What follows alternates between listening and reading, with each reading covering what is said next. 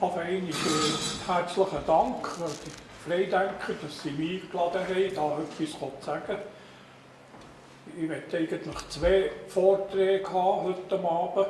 Der erste eben über einen Kurzwellensender und der zweite, das ist eine ganz andere Technologie, über einen Mobilfunk, wo wir heute da stehen.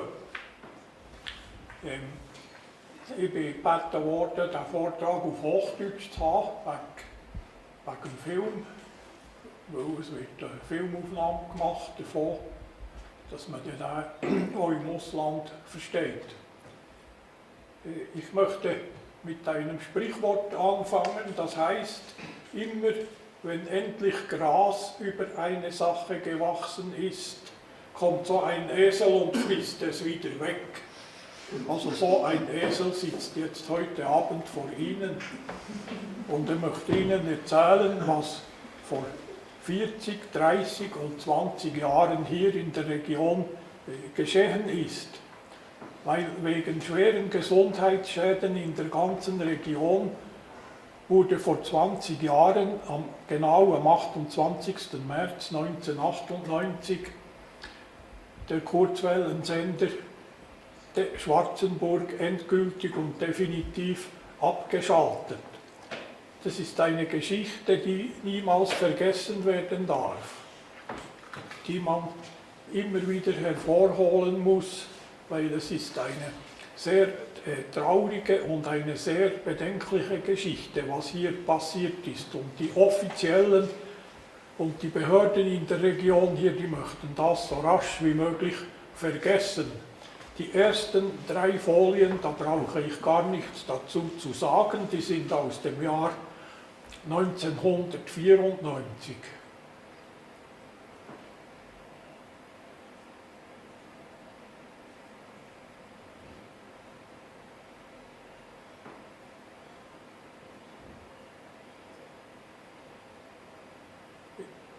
Ja, was ist denn da geschehen? Was ist da passiert? Warum musste 1998 dieser Sender abgebrochen werden? Die Universität Bern hat den Auftrag gehabt, eine Studie durchzuführen über den Gesundheitszustand der Anwohner. Es wurden 200 Personen in den bestrahlten Regionen von Schwarzenburg untersucht und 200 in den unbestrahlten Regionen. Es wurde nur die lebende Bevölkerung in die Studie einbezogen. Todesursachen und Lebenserwartungen wurden nicht abgeklärt. Das Ergebnis lautete, das Krankheitsbild, es gab 5-mal mehr Schlafstörungen als in den unbestrahlten Zonen. Es gab 4-mal mehr psychische Erkrankungen. Es gab 3-mal mehr Krebserkrankungen als in den unbestrahlten Zonen und 2-mal mehr zuckerkranke Diabetes. Und das bei Feldstärken vom elektrischen Feld zwischen 0,4 und 4 Volt pro Meter. Das nur vorweg, was eigentlich hier geschehen ist, was da passiert ist. Wo stand eigentlich dieser Sender? Wenn Sie durch den Lindenbach hochfahren und in die Ebene nach Mamishaus kommen, war der auf der rechten Seite, sahen Sie riesige Antennenzäune, 120 Meter hoch in der Mitte, 300 Meter lang.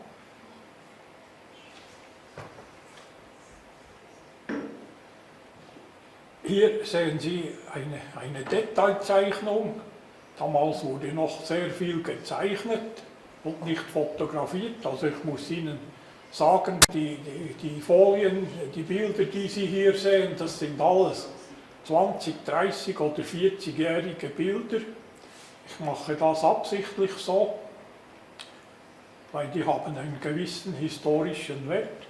Sie sehen jetzt hier einen dieser 3 Antennenzäune, im Zentrum 120 Meter hoch, und außen am äußeren Ende noch 55 Meter. Für die Ortskundigen, dieser Zaun hier, der ging Richtung Kühlmoos und dieser Zaun hier, der ging Richtung Ifang. Und da war noch ein dritter, der ging dann Richtung Schönentannen. So sah diese Antennenmonster aus. Die eigentlichen Antennen, die Sendeantennen, das waren nur da die dick ausgezogenen Linien hier. Das waren die eigentlichen Antennen. Alles andere sind Seile, ist der Zugemüse, wo diese Antennen aufgehängt waren daran. Noch einmal das Bild, also die Ebene von Mamishaus, das sind etwa 4 Quadratkilometer, alles in allem. Und wohin wurde da gesendet?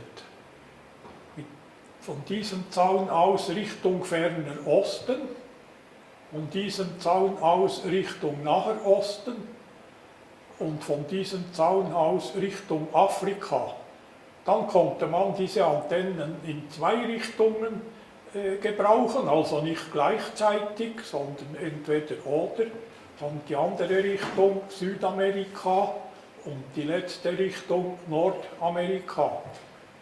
Hoppla. Und das Ganze wurde eigentlich dem Sonnenstand nachgeführt, weil man hat immer dorthin gesendet, wo es Abend war, also wo es Abend 5:30 bis 7:30 war, weil dort ist die beste Empfangszeit. Oder? Man hat ja rund um den Globus gesendet und musste natürlich die Zeit in den Empfangsländern besichtigen. Also vormittags wurde Richtung Naher Osten gesendet, Richtung ferner Osten, nachmittags Richtung Naher Osten, morgens und abends Richtung Afrika, weil die haben ja die gleiche Zeit vom Sonnenstand her wie wir. Und dann in den späten Abendstunden nach Südamerika und ab Mitternacht nach Nordamerika. Das waren also diese Hauptsenderichtungen. Jetzt die Kurzwelle, das ist die einzige Strahlung, die imstande ist, den Globus zu umrunden. Mit anderen, mit der Langwelle, mit Mittelwelle geht das nicht, mit Ultrakurzwelle geht es auch nicht und mit der Mobilfunkstrahlung sowieso nicht. Das geht nur mit Kurzwelle. Und die Kurzwellenstrahlung, die folgt der Erdrundung nicht, sondern die geht waagrecht hinaus. Die geht also waagrecht hinaus und stößt dann an die sogenannte Ionosphäre. Die Ionosphäre, das ist eine elektrisch leitende Schicht, eine Gasschicht in 250 bis 450 Kilometer Erdentfernung. Also eine Gasschicht, die elektrisch leitend ist. Dann wird die Strahlung dort reflektiert auf die Erde zurück. Und die Erde wirft die Strahlung wieder an die Ionosphäre und die Ionosphäre wieder auf die Erde und wieder an die Ionosphäre und so weiter und so fort. Da kommen Sie mit Kurzwelle, in 4 so Hopsen, das ist die richtige technische Bezeichnung, ein Hops. Mit 4 Hopsen kommen Sie also nach Neuseeland, nach Australien. Das nur zur Kurzwellenausbreitung. Ein Videokünstler hat das folgendermaßen dargestellt, da der Globus und außen herum die Ionosphäre, der hat die etwas zu weit weg dargestellt, aber so, dass man sich das auch gut vorstellen kann, wie da von Schwarzenburg aus die Kurzwelle an die Ionosphäre geschossen wird und die Ionosphäre wieder zurück auf den Erdboden. Und so ein Hops ist zwischen 3000 und 4000 Kilometer circa. Das zur Ausbreitung der Kurzwelle. Jetzt gehen wir zurück ins Jahr 1937 zur Bekämpfung der Armut und der Arbeitslosigkeit. Also damals war das Schwarzenburger Land, vor allem das Hinterland, Rüscheck und Guckisberg. Rüscheck vor allem, die Gemeinde, das war eigentlich das Armenhaus des Kantons Bern. Da war eine total verarmte Bevölkerung mit etwa 60 oder 70% Arbeitslosen. Also das war fürchterlich, diese Zustände da in den 30er Jahren.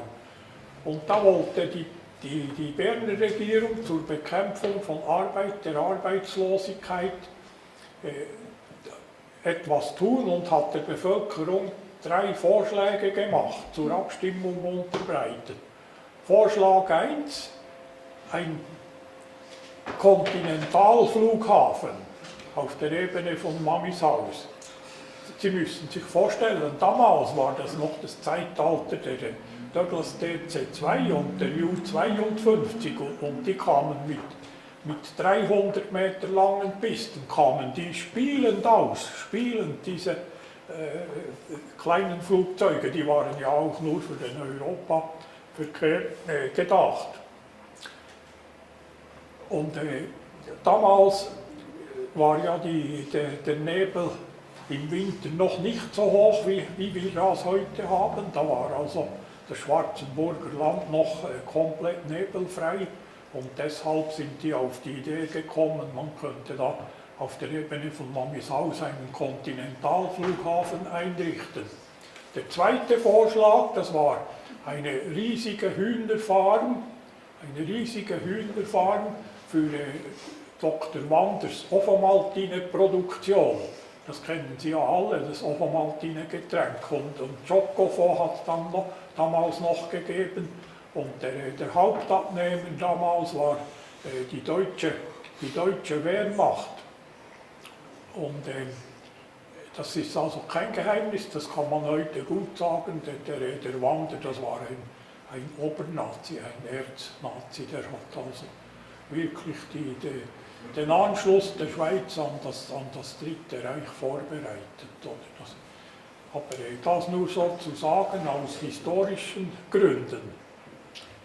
Der dritte Vorschlag, das war eben ein Kurzwellensender für Europa und die ganze Welt. Große Diskussionen und Orientierungen fanden statt. Ein Flughafen wurde als zu gefährlich propagiert, weil die Schlechtwetterfliegerei damals hat noch viele Tote gefordert. Man kannte keine Blindlandepisten, keine Blindlandeeinrichtungen, man kannte keine Radiokompasse, man ist immer nach Sicht geflogen und da hat es unten im Belmoos noch viele Tote gegeben deshalb und da waren die Leute natürlich nicht zu haben für so etwas. Das zweite Projekt, da hatten die Dorfgewaltigen und diejenigen, die das Sagen hatten eigentlich Angst vor dem Verlust der billigen Taglöhner und der Gratis-Kinderknechte, die eben den Verlust der Verdingkinder. Die Knechtlein und Mägdlein, die damals zu einem Hungerlöhnchen arbeiteten, die hätten natürlich beim Dr. Wander viele anständigere Bedingungen erhalten und das war also den Dorfgewaltigen war das gar nicht gelegen, diese Hühnerfarm. So wurde denn nach ausgedehnter Stimmungsmache der Kurzwellensender als Allerheilmittel angesehen und durch die Abstimmung gepeitscht. Und das Schwarzenburger Land hatte nach wie vor große Armut und Arbeitslosigkeit. Dafür aber einen Kurzwellensender, welch eine Sensation für die damalige Zeit. Weil die Leute, die im Kurzwellensender arbeiteten, die diesen Sender unterhielten und betrieben, die mussten alle importiert werden aus der Stadt oder sogar aus anderen Kantonen. Das hat also der eigenen Bevölkerung hier überhaupt nichts gebracht, gar nichts. Aber item, das war der beste Ausweg für die damalige Behörde, die vor allem für sich selber schauten und nicht für die Bevölkerung. Das war also die beste Möglichkeit und die haben die durch die Abstimmung gepeitscht. Dann 1939, sehen Sie sich das an, das ist ein historisches Bild, das gibt es nur bei mir zu sehen, sonst sehen Sie noch nirgends. 1939, nur 2 Tage nach der Einweihung, brannte das Betriebsgebäude des Kurzwellensenders vollständig nieder. Vollständig. Warum? Weil es wissenschaftlich nicht erwiesen ist, dass Kurzwellenstrahlung Nägel zum Glühen bringen kann. Sehen Sie, mit Kurzwellenstrahlung können Sie also Nägel, Weicheisen zum Glühen bringen. Vielleicht nicht so große, ich habe nur so große mitgebracht, dass man die auch ganz hinten schön sieht.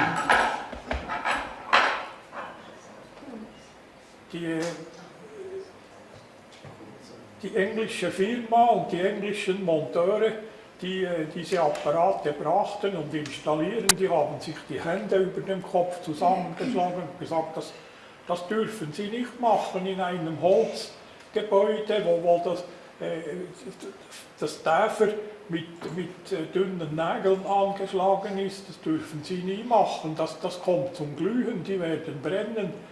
Und da haben sie eben die Antwort erhalten, es ist wissenschaftlich nicht erwiesen, dass Kurzwellenstrahlung Nägel zum Glühen bringen kann. Und 2 Tage nach der Einweihung hat es dann so ausgesehen. Ja, das wäre es dann gewesen. Das Sendergebäude brannte samt den teuersten Apparaten vollständig nieder und wurde erst 2 Jahre später zum 2. Mal fertiggestellt. Diesmal mit Backstein statt mit Holz. Aber unterdessen war der Zweite Weltkrieg in vollem Gange und als über diesen Sender Meldungen verbreitet wurden, die Adolf dem Schrecklichen nicht so gefielen, musste wieder abgeschaltet werden. Denn Adolf der Schreckliche drohte offen damit, mit seinen He-111-Bombern ein paar Eier abzuwerfen über Schwarzenburg, wenn es nicht bald Ruhe gäbe. Der Sender Schwarzenburg wurde erst anfangs 1944, als alles klar war, wieder eingeschaltet. Und nach den Reden, die da geführt wurden, hätte man meinen können, die Schweizer hätten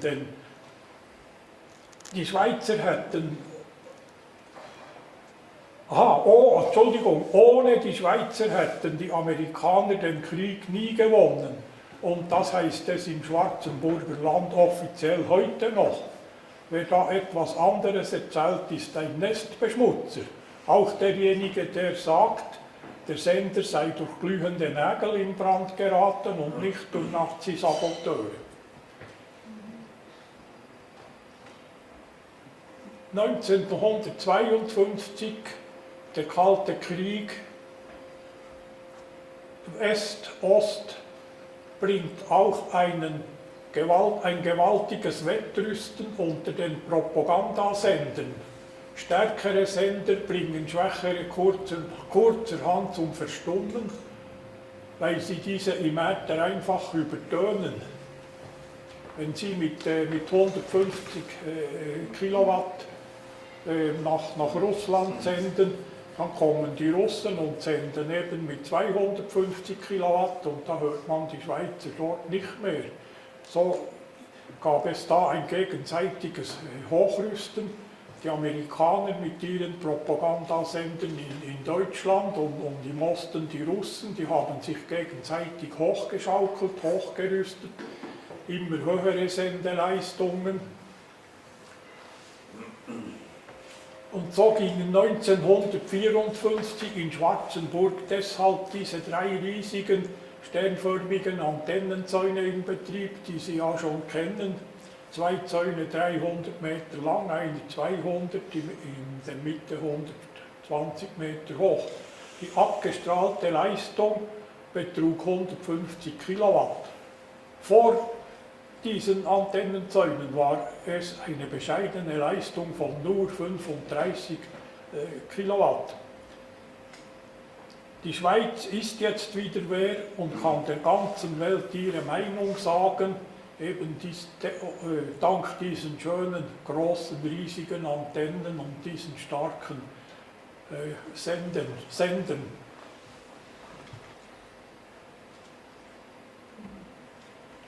Ein Stimmungsbild vom Sommer, vom Juli 1987.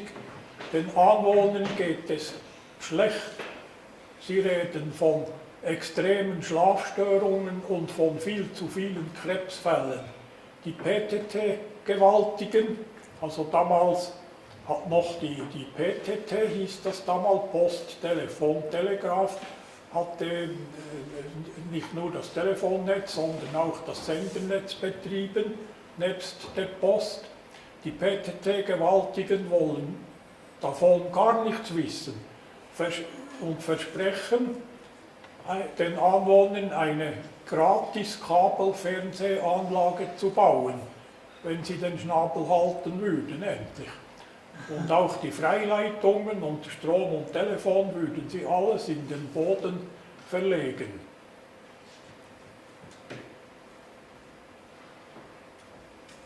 Weil damals gab es in der ganzen Schweiz noch nirgends ein Kabelfernsehen. Das war eine totale Neuheit. Und weil dieser Kurzwellensender, die alten Fernsehapparate, alle stört, die waren gestört bis zum geht nicht mehr. Die konnten nicht Fernsehen schauen, die Leute, oder nur sehr schlecht mit verzerrten Bildern. Und deswegen hat dann die BTT versprochen, wir bauen euch eine Kabelfernsehanlage und dann habt ihr endlich Fernsehen, aber bitte haltet dann den Schnabel. Aber sie hielten den Schnabel nicht. Die Mamishauser verlangten eine medizinische Untersuchung, eine wissenschaftliche medizinische Untersuchung. Das ist ein Artikel aus der Berner Zeitung von dieser Zeit, vom Juli 1987.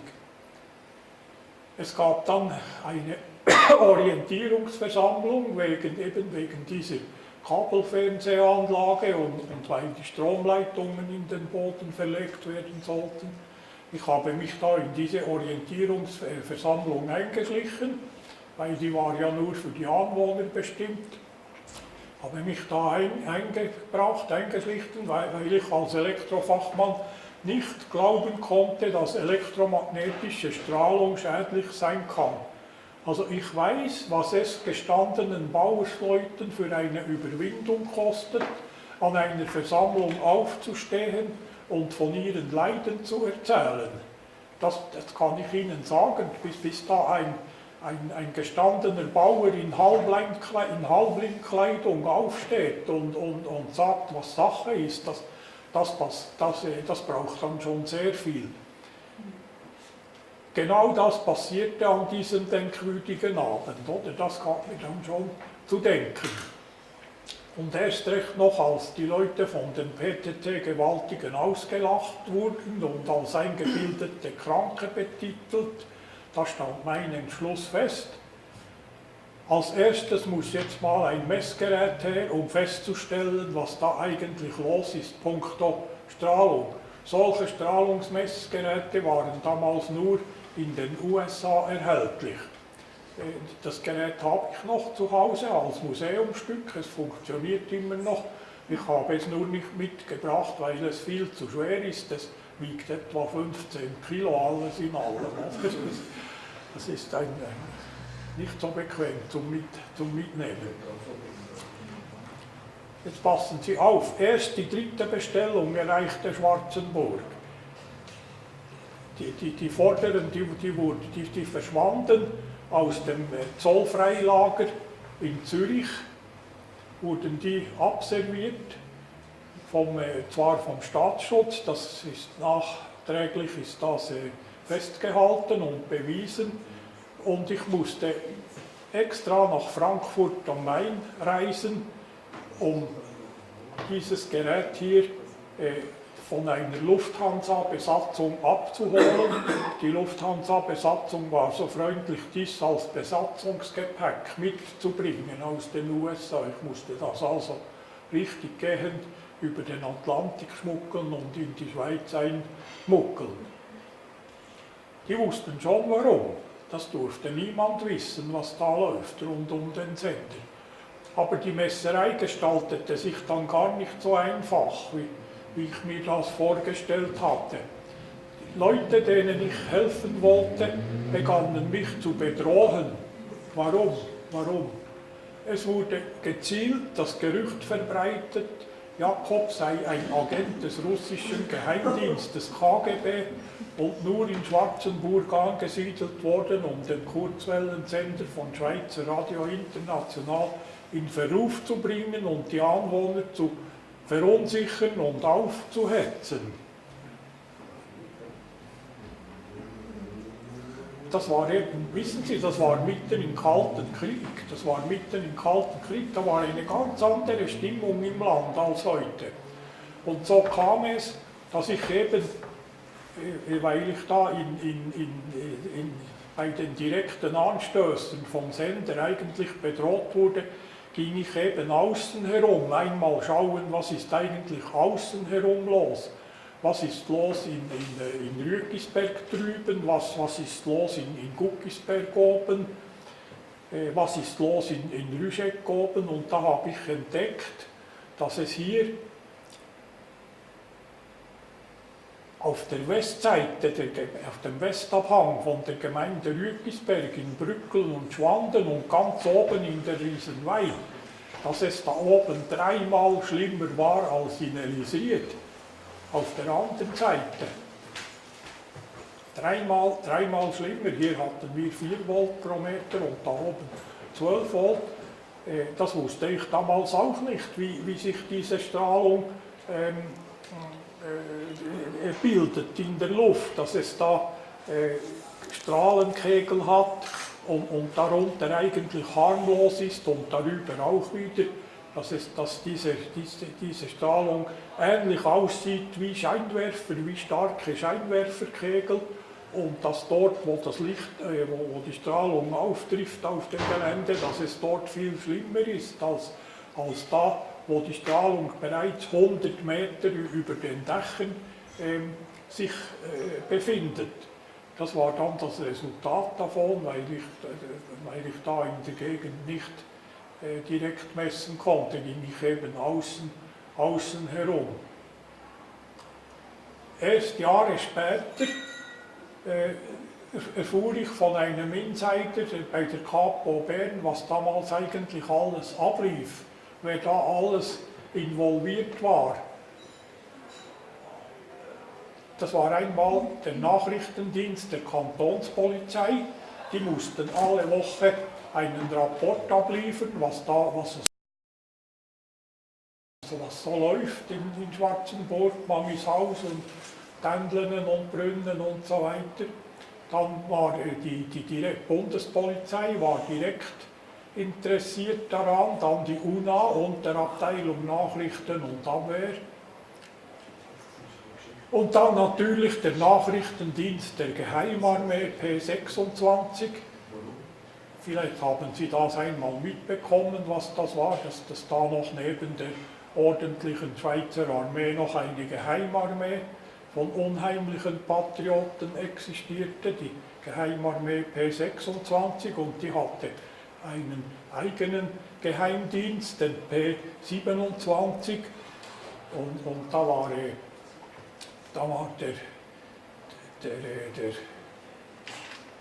der Abteilungsleiter für unsere Gegend, das war ein Oberst Walter Zehnder, und der war zugleich Schießoffizier bei den Schützengesellschaften, und die ganze Gerüchtemacherei da vom Sowjetagenten, das lief alles über diesen Zehnder, über die Schützengesellschaften. Die haben das natürlich mit Wonne weiter verbreitet, dieses blöde Gerücht. Und dann kam noch der Nachrichtendienst der Flieger- und Fliegerabwehrtruppen, die hatten einen eigenen Nachrichtendienst. Und diese 5 Nachrichtendienste, die waren alle involviert rund um den Kurzwellensender. Das ist also kein Hirngespinst. Da gibt es riesen Dossiers darüber, was da alles an Daten gesammelt wurde. Also ich selber habe keine Fische, ich habe ein Dossier dort. Was mir jedoch schon damals, also das habe ich viel später erfahren, dass da mit diesen Geheimdiensten, der Kapomann, das war ein Fahnder, der hat Wirtschaftskriminalfälle untersucht und das ist ein guter Freund von mir, der hat mir dann ein wenig auf die Sprünge geholfen. Und in diesem Dossier ist auch ein Rapport drin, dass die eines Nachts einander gegenseitig verhaftet haben, weil sie von sich gegenseitig nichts gewusst haben. Die Geheimdienste, die waren so geheim, dass die nicht zusammengearbeitet haben. Da hat jeder für sich, hat da seine Kundschafter ausgeschickt, die da nachts, das ist mir eben dann aufgefallen, dass da, wissen Sie, auf meinen Messtouren in der Nacht, da wollte ich ja immer wissen, welche Antenne ist jetzt eingeschaltet. Ich wollte ja nicht aufs Geratewohl hin ins Gunigelgebiet hinauf, um dort Messungen zu machen oder nach Guckisberg hinauf oder weiß ich nicht wohin. Ich wollte ja wissen, welche Antenne läuft und dann bin ich erst losgefahren, nachdem ich das gemessen habe. Und da habe ich so morgens zwischen 2 und 3 Uhr habe ich da ganz seltene Gesellen angetroffen, Mountainbiker, morgens um 2 Uhr. Junge Liebespaare, das wäre ja noch gegangen, das glaubt man noch. Aber Hundesitter waren auch unterwegs, oder? Eben einfach so komische Leute haben sich da nachts immer herumgetrieben, die waren eben von da. Das war natürlich für die, war das eine Sensation, da dieser russische Geheimagent, der da um den Sender schleicht mit einem Messgerät, oder? Die wollten den sehen und beobachten, aber sie haben eben sich selber gegenseitig beobachtet und nicht mich. Ja. Also die Herren verstanden offenbar keinen Spaß. Im Oktober 1991 wurde an meinem Auto am linken Vorderrad die Radmutter so gelockert, dass es nach 400 bis 500 Kilometern zu einem schrecklichen Unfall gekommen wäre. Dank meinem guten technischen Gehör habe ich das rechtzeitig gehört. Es hat immer so im Leerlauf, wenn ich den Fuß vom Gas genommen habe, hat es immer vorne links so Klopfgeräusche gegeben, ta, ta, ta, ta, ta, ta. Und dann bin ich in die Garage gegangen, nach Milken, und da hat mir der Garagechef gesagt, die trachten Ihnen nach dem Leben, die haben Ihnen von 5 Radmuttern, haben die Ihnen 4 gelockert. Und das ist ein bekannter Trick, um Unfälle zu verursachen, grauenhafte Unfälle, weil nach etwa 400 bis 500 Kilometern bricht die letzte Mutter, die das Rad noch hält, und das Rad fällt ab und das Auto überschlägt sich nach vorne links. Und das hat mir das so erklärt, da dachte jemand nach dem Leben, passen Sie auf. Dann habe ich das im Untersuchungsrichter Schwarzenburg, habe ich eine Strafanzeige gegen Unbekannt eingereicht und der damalige Untersuchungsrichter, der Urs Herren, ich sage den Namen ganz bewusst, der hat die Untersuchung nach allen Regeln der Kunst versanden lassen, der hat einfach nichts gemacht, der hat nichts untersucht, der hat das alles nach allen Regeln der Kunst versanden lassen. Und dafür wurde er ein Jahr später zum Gerichtspräsidenten befördert. So geht das in der Schweiz. In diese stürmische Zeit fällt für mich völlig unerwartet im November 1995 die Gründung des Vereins Schock, Schwarzenburg ohne Kurzwellensender oder auch Schock genannt. Passen Sie auf, welcher auf Anhieb 450 Mitglieder zählte. Viele davon aus den umliegenden Gemeinden.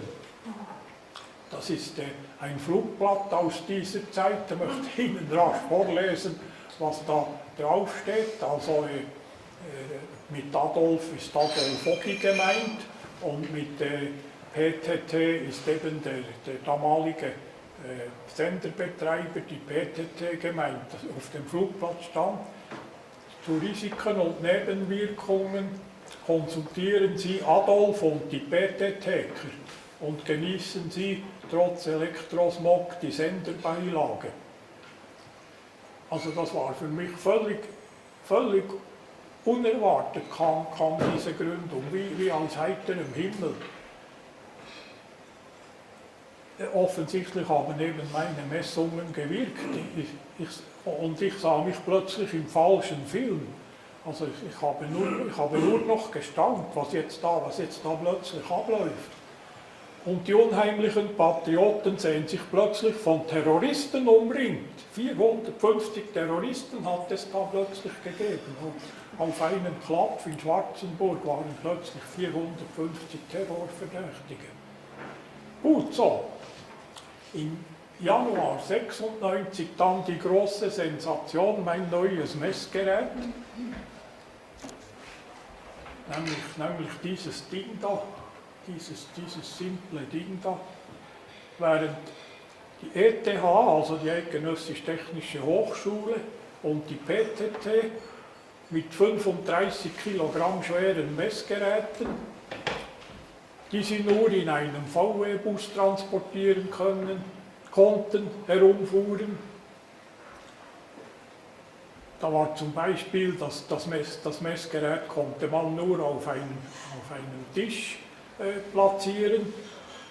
Das wog etwa 35 Kilo mit den großen Messantennen. Dann ein riesiges Speisegerät unten mit Trafo und Gleichrichter und alles drin. Und dann noch ein Notstromaggregat, ein Zweitaktmotor mit einem Generator zur Stromerzeugung. Und das Ganze wog über 100 Kilo.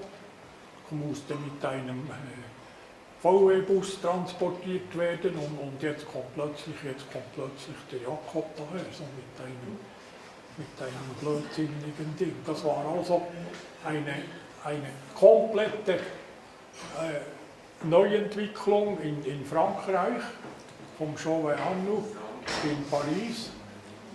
Wissen Sie, das war die Zeit, da hat man noch keine Computer gehabt. Das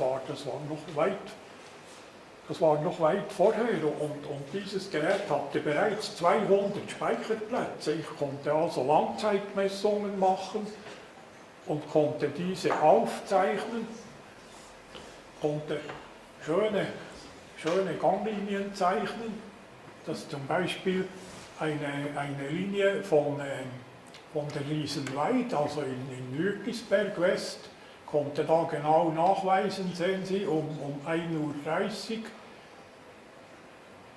Moment, jetzt muss ich aufpassen. Nein, das ist nicht Nürgisberg West, das ist Elisried. Das ist der Weiler Elisried, nordwestlich vom Sender, konnte da haargenau nachweisen, dass da also diese Antenne um 01:30 eingeschaltet wurde und morgen um 06:45 wieder aus und dass in der Wohnung, also in den Schlafzimmern da 4 Volt pro Meter herrschte. Und da konnte man auch die Rückwärtswirkung von anderen Antennen, konnte man auch genau sehen auf dieser Ganglinie. Und diese Aufzeichnung hier, die ist jetzt von der Gemeinde Rügisberg, von der Riesenweid. Da konnte man das haargenau verfolgen. Um 12 Uhr mittags ist die Strahlung plötzlich angestiegen auf 14 Volt pro Meter und dann im Laufe des Nachmittags 14:15 Uhr abgesunken auf 12 Volt pro Meter und das hat dann gedauert bis 17:45 Uhr. So konnte ich alles haargenau aufzeichnen, was da lief. Und diese Skizze hier hat dann eigentlich die Welt auf den Kopf gestellt, hier in Schwarzenburg. Also, oder nicht nur in Schwarzenburg, eigentlich weit herum, im ganzen Land. Das ist so eine Bleistiftskizze. Ich habe die dann verschiedenen Zeitungen geschickt, unter anderem auch der Berner Zeitung mit dem nötigen Kommentar.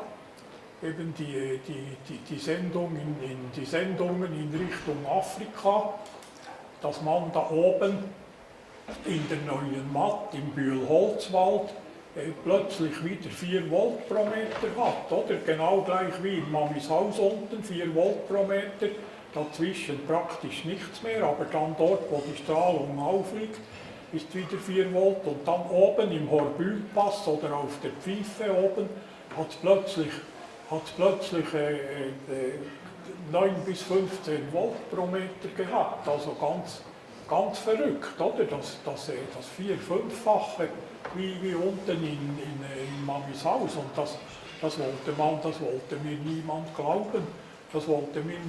glauben. Einzig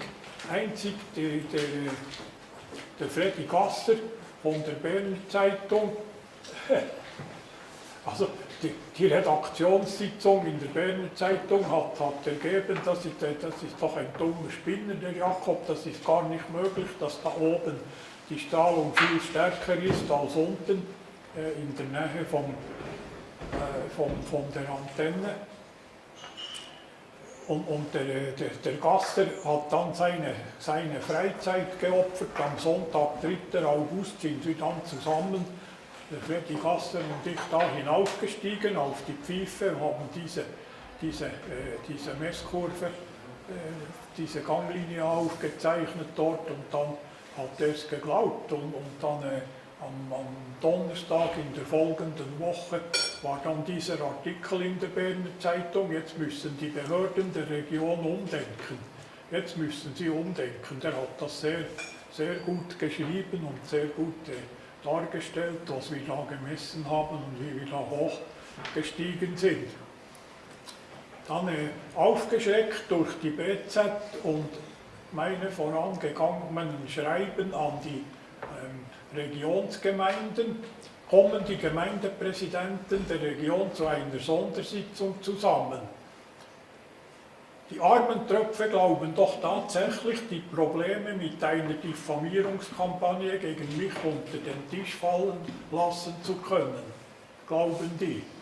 Die haben da noch, an ihrer Sitzung haben sie noch eine blutjunge Journalistin vom Bund, Berner Bund, eingeladen und die hat dann ein richtiges Pamphlet geschrieben gegen mich. Keine Antwort für Freizeitforscher Hans-Uli Jakob, weil die Gemeindepräsidenten haben beschlossen, dass sie auf meine Schreiben, ich habe den Regionsgemeinden da ringsum halt geschrieben, oder nach Lüscheck, nach Guckisberg, nach Lügisberg vor allem, passen Sie bitte auf, Sie sind dann stärker belastet als die Leute in Mamishaus zum Beispiel, passen Sie auf. Und deshalb hat es dann geheißen, keine Antwort für Freizeitforscher Hans-Uli Jakob. Die Behörden der Region nehmen die Probleme um den Kurzwellensender sowie die Anwohner sowie die Mitglieder der Arbeitsgruppe Schock ernst. Weniger ernst nehmen Sie den Freizeitforscher Hans-Uli Jakob und dann haben Sie so richtig über mich losgelästert, was das doch für ein Trottel sei, der solche Behauptungen in die Welt setze. Einzig der Gemeindeschreiber von Guckisberg mahnt zur Vorsicht. Ja, Mann, was macht ihr denn, wenn der kein im Moment noch recht hat? Dann stehen wir ganz schön blöd da, oder? Der Gemeindepräsident von Rüeggisberg kann es nicht beim Beschluss der Präsidentenkonferenz, keine Antwort zu geben, belassen. Er ist schließlich Oberst- und Zeughausverwalter in Bern und Mitglied der Geheimarmee P26 und Informant des Geheimdienstes P27. Auf offiziellem Papier der Gemeinde Rüeggisberg schreibt er mir: Unsere Gemeinde hat es zum Glück nicht nötig, sich von einem auswärtigen Extremisten belehren zu lassen. Punkt. Auf offiziellem Papier der Gemeinde Rüeggisberg. Das ist dann gar nicht gut angekommen. Weil, wissen Sie, in Rüeggisberg wurde damals die Gemeindepolitik am Schluss der Männerchorübung gemacht am Abend. Und dann habe ich einem Männerchormitglied, das ich gut gekannt habe ich diesen Brief mitgegeben und da haben die gerade beschlossen, den setzen wir jetzt ab. Den Gotti Bucher setzen wir jetzt ab. Und sie haben schon bereits begonnen mit Unterschriftenlisten zu drucken für die Absetzung des Gemeindepräsidenten. Und dann hat er dann blitzartig sein Fähnchen gekehrt und hat dann die Fahne in den Wind gehängt. Nichts mehr dagegen gemacht. Gut. Bundesrat Ogi, der war damals Vorsteher des eidgenössischen Verkehrs- und Energiewirtschaftsdepartementes. Er hat sein Versprechen gehalten und die Gesundheitsprobleme rund um den Sender untersuchen lassen.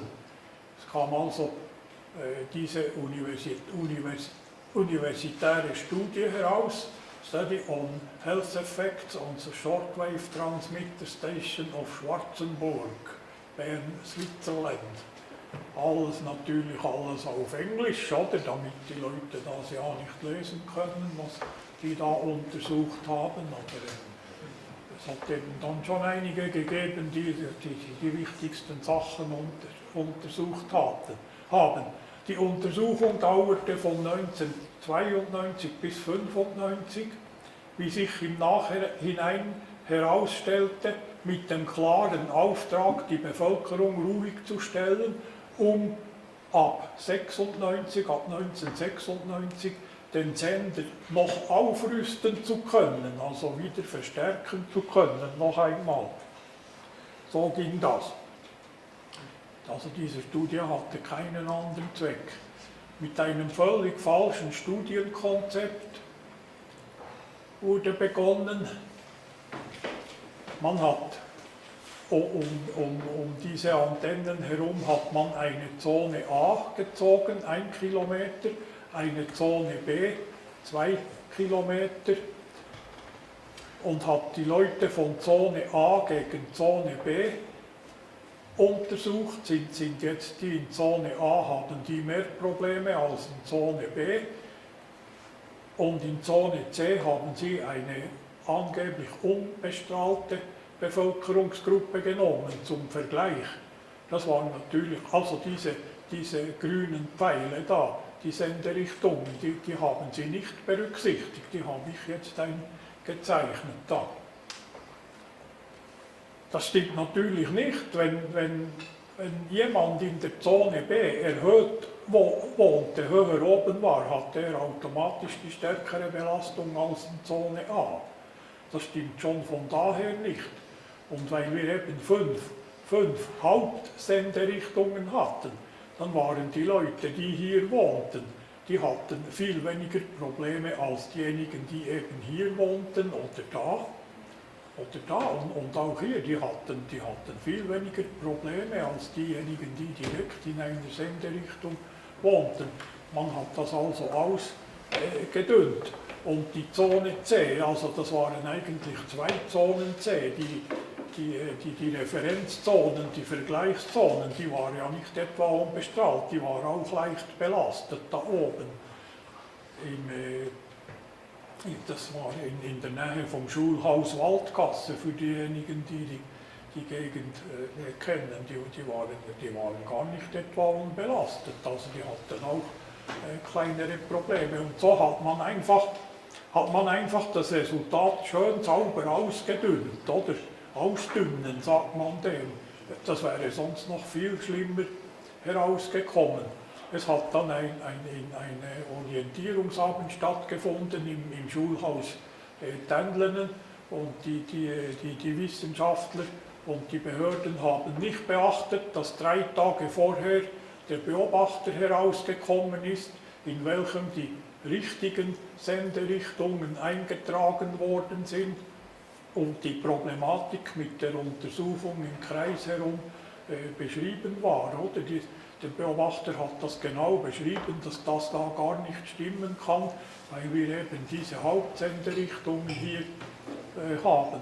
Das war noch eindrücklich da an dieser Orientierungsversammlung, wie die Wissenschaftler da die ersten Folien aufgelegt haben, sind gleich 3 Beobachter in die Höhe geflogen da und haben von hinten nach vorne gerufen, Logi Hüng, Logi Hüng! Die waren total verblüfft, oder? Hätten sie nur den Beobachter gelesen, dann wäre das nicht so herausgekommen. Da haben sie sich total in die Nesseln gesetzt. Aber trotz dieser gewaltigen Ausdünnung ist es zu diesem Resultat gekommen. 5-mal mehr Schlafstörungen, 4-mal mehr psychische Erkrankungen, 3-mal mehr Krebsfälle und 2-mal mehr Diabetes. Und wie gesagt, 200 Personen in den Zonen A und B und 200 in den unbestrahlten Zonen, die wurden gegeneinander ausgewertet. Und geholfen hat uns natürlich der Franz Weber mit seinem Journal.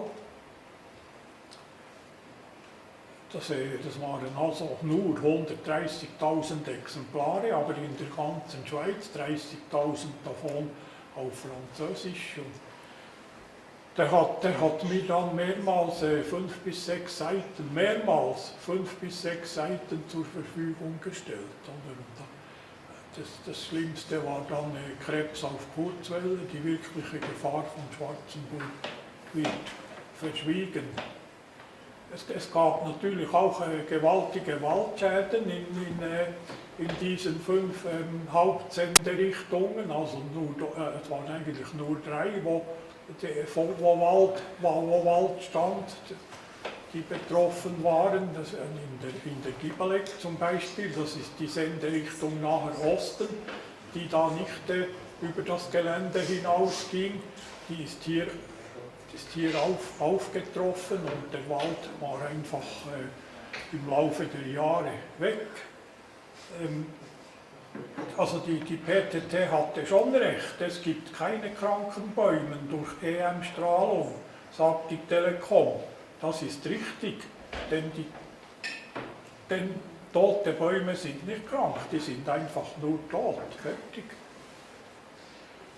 Das sah also fürchterlich aus. Auch auf der anderen Seite, Richtung Nordamerika, auf dem Tanzapfenhügel oben, da in Oberwallen, da hat es ganz ähnlich ausgesehen. Und natürlich auf der Pfeife oben, da hat es auch so ausgesehen. Und das war ebenso schlimm. Gut, die wollten dann also diesen Sender noch verstärken. Und die benötigten einen Persilschein, einen Umweltverträglichkeitsbericht. Und da, wenn man den genau durchgelesen hat, ist eben ausgekommen, dass die von 150 Kilowatt auf 1500 Kilowatt hochfahren wollten mit der Sendeleistung. Diese Zäune, die wären abgebrochen worden und anstelle von diesen Zäunen hätte es 2 von diesen drehbaren Antennentürmen gegeben, 80 Meter hoch und 100 Meter Spannweite. Und das Ganze wäre um 360 Grad drehbar gewesen. 360 Grad drehbar. 2 solche Türme, Sie sehen auf der einen Seite die Ansicht von vorne und das wäre die Rückseite. Es ist also nicht so, dass das so ausgesehen hat. Das ist einfach eine Seite dargestellt und das hier das wäre die Rückseite und das wäre die Vorderseite hier. Die Dipole, die eigentlichen Sendeantennen und hinten dran ein riesiger Reflektor aus ein riesiges Drahtgitter, ein Reflektor, der die Strahlung eben reflektiert und auf die andere Seite wirft, eben in die gewünschte Richtung. Zwei solche Monster wollte man da aufstellen in der Ebene von Mamishaus. Eines am Standort der alten Zäune und eines dieser Monster ganz vorne in Richtung Schönenbuchen, da im Dreispitz vorne, und haben dann erklärt, das ist jetzt noch ein interessantes Detail aus diesem Umweltverträglichkeitsbericht vom KIGABN, heute heißt das BECO. Eine Anlage gilt als zumutbar, wenn weniger als 10% der Bevölkerung im Wohlbefinden gestört sind. Sofortmaßnahmen, Sanierungen sind erst erforderlich, wenn mehr als 25% der Bevölkerung erheblich gestört sind. Schlafstörungen gelten nicht als Schädigung, sondern lediglich als Belästigung. Solchen Unsinn hat man damals der Bevölkerung aufgetischt in diesem Umweltverträglichkeitsbericht. Also 10% der Bevölkerung, die darf man einfach schädigen, das nimmt man in Kauf, oder? Und dann sehen wir einmal, was passiert, und sanierungspflichtig werden wir erst, wenn 25% geschädigt sind. Und um diese 10%-Regel einzuhalten, haben sie so Isoliniendiagramme erstellt. Sie sehen da die Landkarte. Hier ist Mamishaus, hier ist Elisried, Brünnen Elisried, und da ist Hochstadt. Und jetzt fällt Ihnen auf, dass Sie in diesem Isoliniendiagramm, also das ist das Isoliniendiagramm, das zeigt die Strahlungsstärke. Also innen wäre 100% vom Grenzwert, 30 Volt pro Meter. Und hier die rote Zone noch 50%, die blaue Zone noch 20% und die grüne Zone noch 10% vom Grenzwert. Und jetzt sehen Sie, jetzt haben die das schön ausgenommen, weil sie haben behauptet, nach Norden senden wir überhaupt nie. Und hier nach Süd, Südost senden wir auch nie. Wir senden nie die 5 Grad Nord und die 185 Grad Süd. Das machen wir nie oder haben noch nie gemacht und werden das nie machen. Das war aber gar nicht so. Weil die Sendung 185 Grad Nord, die hätte man ja von diesem Turm aus machen müssen, weil hier ist ein Hügel, die sogenannte Höhe, und da wäre man nicht über diesen Hocker wäre man nicht hinausgekommen. Man hätte diese hier brauchen müssen. Und nach Afrika liefen immer 2 oder 3 Sendungen gleichzeitig, eine in Richtung 170 Grad und eine in 185 Grad. Und die haben sie der Bevölkerung einfach verschwiegen. Das konnten wir dann beweisen, dass es diese Sendungen gibt, anhand des Sendeplanes. Da gab es einen genauen Plan, die 24 Stunden waren da aufgetragen, und da sah man immer die Länder, in welche gesendet wurde, und die Zeitangaben. Und da haben wir eben gesehen, dass es eine Sendung nach 5 Grad Nord und nach 185 Grad Süd, dass es die eben gibt und gegeben hat. Ich habe die sogar aufgezeichnet, konnte die sogar aufzeichnen und beweisen. Die müsst doch den Leuten nicht erzählen, hier senden wir nie und haben nie gesendet, wenn es steht erstens auf dem Sendeplan und zweitens kann man das hier genau messen. Ja. Und dann, was macht dieser schöne Heli in Gurtners Hofstadt in Elisried, was macht dieser da? Das ist natürlich auch wieder so eine Idee vom Jakob. Man hat den Leuten gesagt, mit den neuen Sender, oder so, es hat Leute gegeben, die haben gesagt, wenn sie jetzt diese Antennen stufenlos drehen können um 360 Grad, dann treffen sie ja möglicherweise einmal, wenn sie nach Mittelamerika senden, treffen sie ja dann auch das Dorf Schwarzenburg.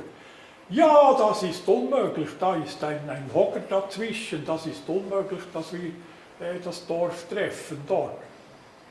Und was macht der Jakob?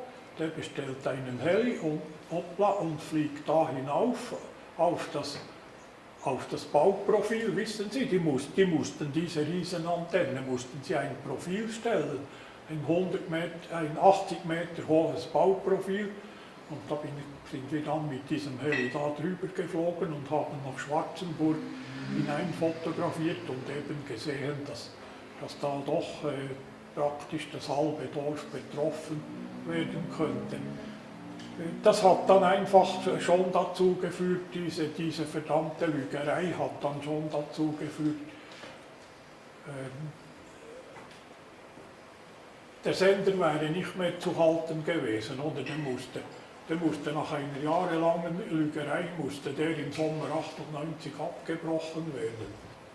Und zwar eben nicht aus wirtschaftlichen oder eben doch aus wirtschaftlichen Gründen, das stimmt schon, was die sagen, denn ohne Präsenz einer ständigen Polizeitruppe von 200 Mann wäre dieser Sender nicht mehr zu halten gewesen. Das wäre unmöglich gewesen.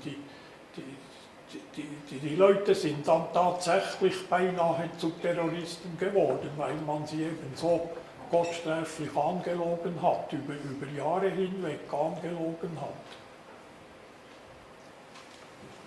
Das ist ein Bild vom August 1968, wie da der Hauptmast am Boden liegt, wie das abgebrochen wurde.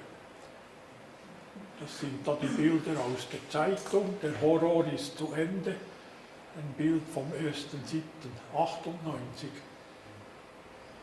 Diese Mädels da, die sind unterdessen auch 25 Jahre alt. Vielleicht ist die eine oder die andere da heute Abend, ich weiß es nicht.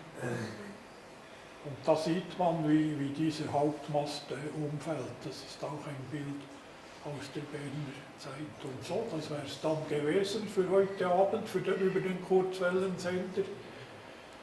Also mein mächtiger Dank geht an die Vorstandsmitglieder und Mitstreiter vom Verein Hoch.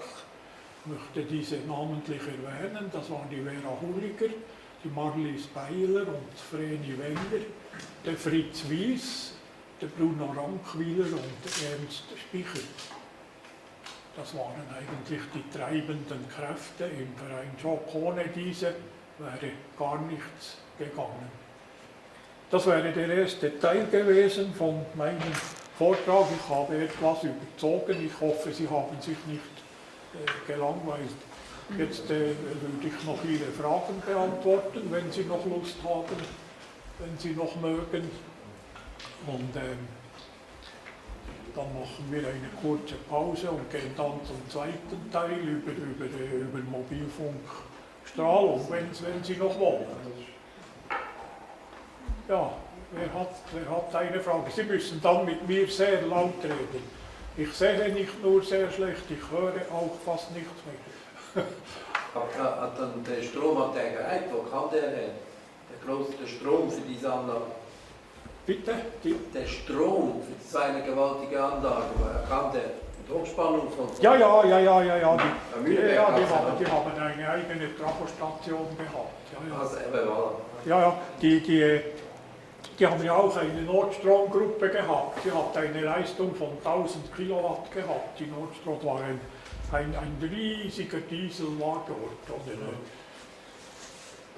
Der Dieselmotor, der war ca. 6 oder 7 Meter lang. Das war ein Riesending von einer Nordstromgruppe. Ja, die haben eine eigene Trafostation benötigt. Das ist schon so. Das ist schon so, ja. Wie bist du dazu gekommen, überhaupt dich mit dem Thema damals zu beschäftigen? Was hat dich aufgeweckt, damit du gesagt hast, hier muss ich was machen? Ja, eben, ich ertrage es einfach nicht, wenn Leute angelogen werden. Oder? Ich bin ja ein Stück weit war ich schon damals Fachmann auf diesem Gebiet, aber ich habe über Kurzwelle und überhaupt über Hochfrequenz habe ich praktisch nichts gewusst damals. Das musste ich einfach im Laufe der Jahre alles lernen und mir selber erarbeiten. Aber ich habe damals doch gemerkt, eben an dieser ersten Orientierungsversammlung im Restaurant Schönen Tannen, wie da Bauersleute aufgestanden sind und gesagt haben, hören Sie, liebe PTT, so geht das nicht weiter, wir lassen uns nicht krankstrahlen von euch. Das geht nicht.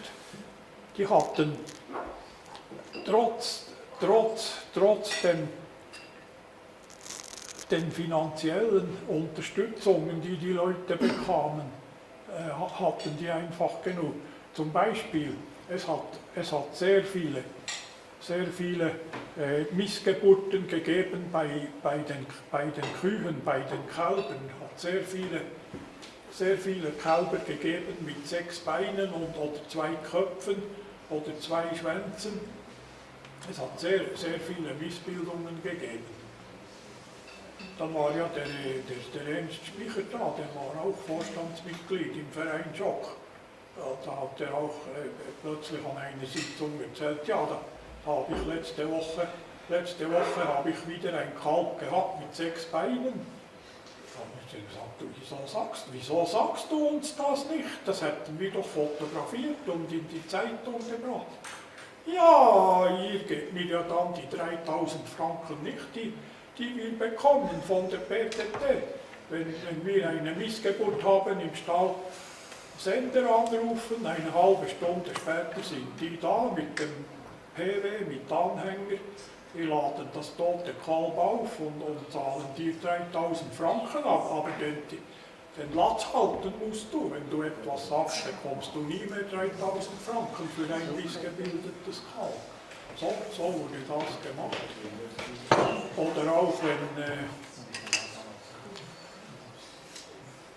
Fernsehapparate, die trotz der Kabelfernsehanlage nicht funktionierten, die wurden alle durch die neuesten Modelle ersetzt. Oder sehr beliebt war ja auch die Nähmaschinen mit dem Stickmuster.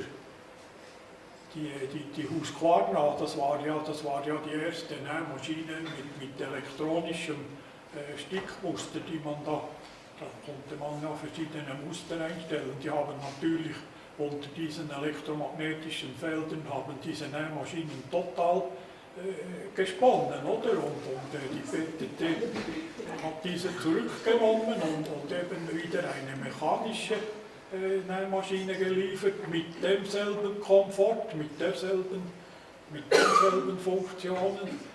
Oder hat Waschautomaten ausgetauscht oder Orgeln, Hammond-Orgeln. Die sind nicht gelaufen, die billigen, oder? Die sind nicht gegangen. Haben die gegen das teuerste Modell ausgetauscht, gratis ausgetauscht, alles gratis. Traktoren mit elektronischem Furchenzähler oder was gibt es noch alles, die haben so automatische Sämaschinen gehabt hinten am Traktor. Und die Elektronik hat auch total gesponnen. Die haben das alles gratis umgerüstet. So eine Umrüstung von einem Landwirtschaftstraktor hat 30.000 Franken gekostet. Gratis, oder wenn eine Mutter mit 3, 4 Kindern krank wurde, Ferien bezahlt, die haben sogar Betriebshelfer organisiert, die PTT, und die Bauersleute in die Ferien geschickt, gratis und franko, 14 Tage, 3 Wochen, alles bezahlt von der PTT. Die haben ein sogenanntes Störbudget gehabt von 1,6 Millionen pro Jahr. Stellen Sie sich vor, damals war das noch das dreifache Wert von heute. 1,6 Millionen pro Jahr zur Störungsbehebung, offiziell, aber das war eben alles so Schweigegelder und Schmiergelder, die da bezahlt haben. Das ist also wahr, das stimmt, das ist nicht erfunden von mir. Hat es noch andere Fragen, wichtige? Ja. Sie haben gesagt, Bundesrat hat sein Versprechen eingehalten. Haben Sie den Eindruck, er habe gewusst, dass Sie alles auch einfach nur zum Drehen ausgeführt haben, diese Untersuchung? Die Untersuchung, haben Sie ja gesagt, haben Sie nur gemacht, um die Leute stillschweigend zu machen. Ja, man wollte den Leuten beweisen, es ist ja eigentlich gar nicht, ich kann Ihnen nur rasch das da noch, jetzt hat es umgeschaltet da. Das ist da ein Beispiel hier. Moment, es kommt gleich.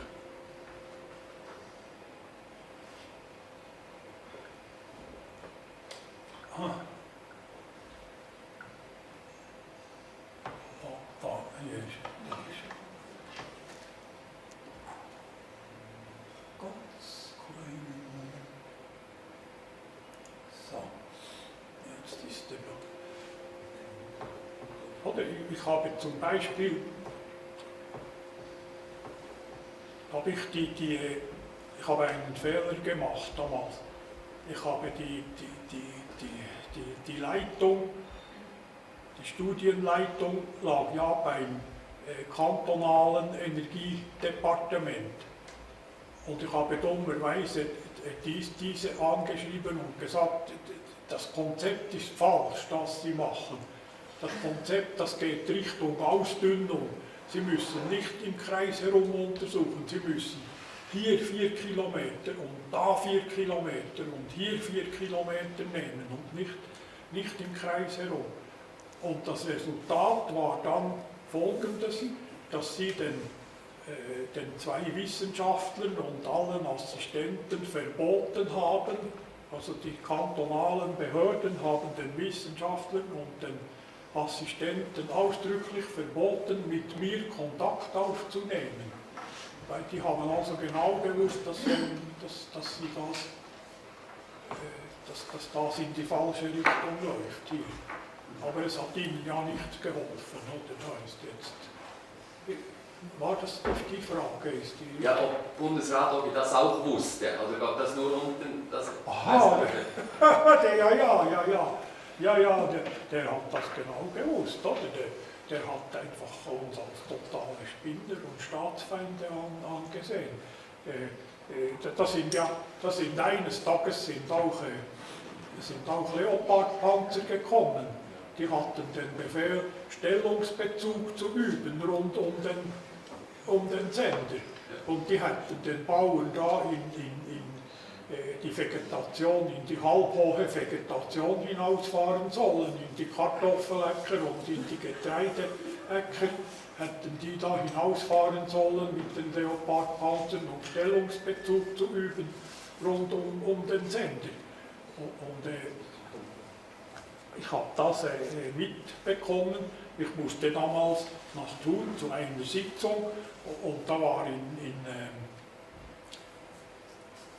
kurz vor Mamishaus, kurz vor der Tennishalle, war die Straße blockiert. Da standen 12 Leoparden, immer 2 nebeneinander. Die Straße war blockiert, der Verkehr wurde umgeleitet. Da bin ich hingegangen und habe gehört, wie der Major, der Kommandant von diesem Panzerdetachement, ausgerufen hat. Es waren da noch Generalstäbler waren dabei, wissen Sie, mit den schwarzen Streifen an der Hose oder und mit viel Laub um den Hut. Und der Major hat ausgerufen, das mache ich nicht. ich bin selber Bauernsohn und ich fahre nicht mit 12 Panzern den Bauern da in das Land hinaus, das mache ich nicht. Sie können mit mir machen, was Sie wollen, Sie können mich einsperren, ich helfe nicht mit. Er hat also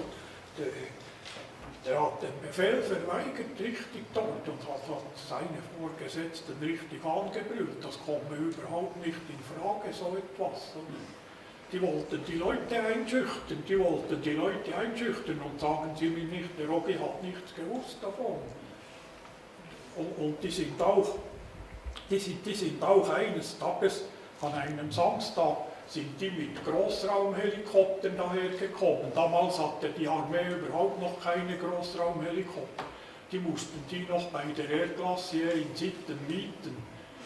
Sind die mit 2 Großraumhelikoptern angeflogen und haben da schwarze Männchen in schwarzen Overalls mit schwarz gefärbten Gesichtern abgesetzt, und die sind da mit der Maschinenpistole sind die da in den Maisfeldern und in den Kartoffelecken herumgerobbt, oder? Und die Leute sind da am Feldrand gestanden und haben sich krank gelacht,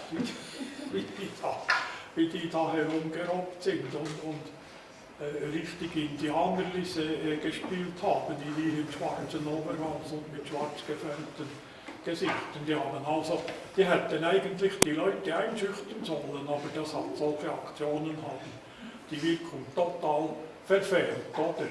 Und einer der Bauern hat gesagt, ja, wenn Sie das nächste Mal kommen, melden Sie sich bitte rechtzeitig, dann, dass wir noch Gülle ausführen können. Ja, so ist das gegangen. Also die Stimmung war nicht gut, die war gar nicht gut damals im Schwarzenburger Land. Und Sie können mir dann denken, wenn da nur etwas, das Geringste passiert wäre, die hätten mich sofort eingesperrt, ich wäre sofort kassiert worden. Also ich war einfach das rote Tuch, oder? Ich war einfach aus der Sicht der Behörde war ich der Rädelsführer, obschon das gar nicht gestimmt hat. Ich habe nur Messungen gemacht und einfach die Resultate immer weitergegeben und den Leuten einfach immer gesagt, was Sache ist, oder? Und sie haben einfach die Lügen aufgedeckt, die da herumgeboten wurden. Ja. Danke. Ja, eine Frage zu dem Schockverein. Dieser Verein, der sich da so stark eingesetzt hat. Was heißt das ausgeschrieben, Schock? Schwarzenburg ohne Kurzwellensender. Okay. Ja. Das hatte 2 doppelseitige Bedeutungen, oder Schock mit CH oder Schock ohne CH. Ja, das wie gesagt, das hat ganz spontan hat sich dieser Verein gebildet. Er hat innerhalb eines Monats 450 Mitglieder gehabt. Sie müssen sich das vorstellen. Das war mit Abstand der größte Verein in Schwarzenburg. Okay. Und haben sich vor allem Betroffene gemeldet? Oder wer war da Mitglied? Auch Wissenschaftler? War der sozusagen? Die Mitglieder. Ja, das waren ganz gewöhnliche Leute, so wie du und ich auch. Das sind einfach Anwohner, die betroffen waren. Sie müssen sich vorstellen, das ging da bis 4 Kilometer weit hinaus und hier auch bis 4 bis 5 Kilometer weit hinaus haben die Leute da zu leiden gehabt. Das hat schon Mitglieder gegeben, oder? Das ging dann sehr schnell. Ja. Ich sage, wegen Kurzwellensender.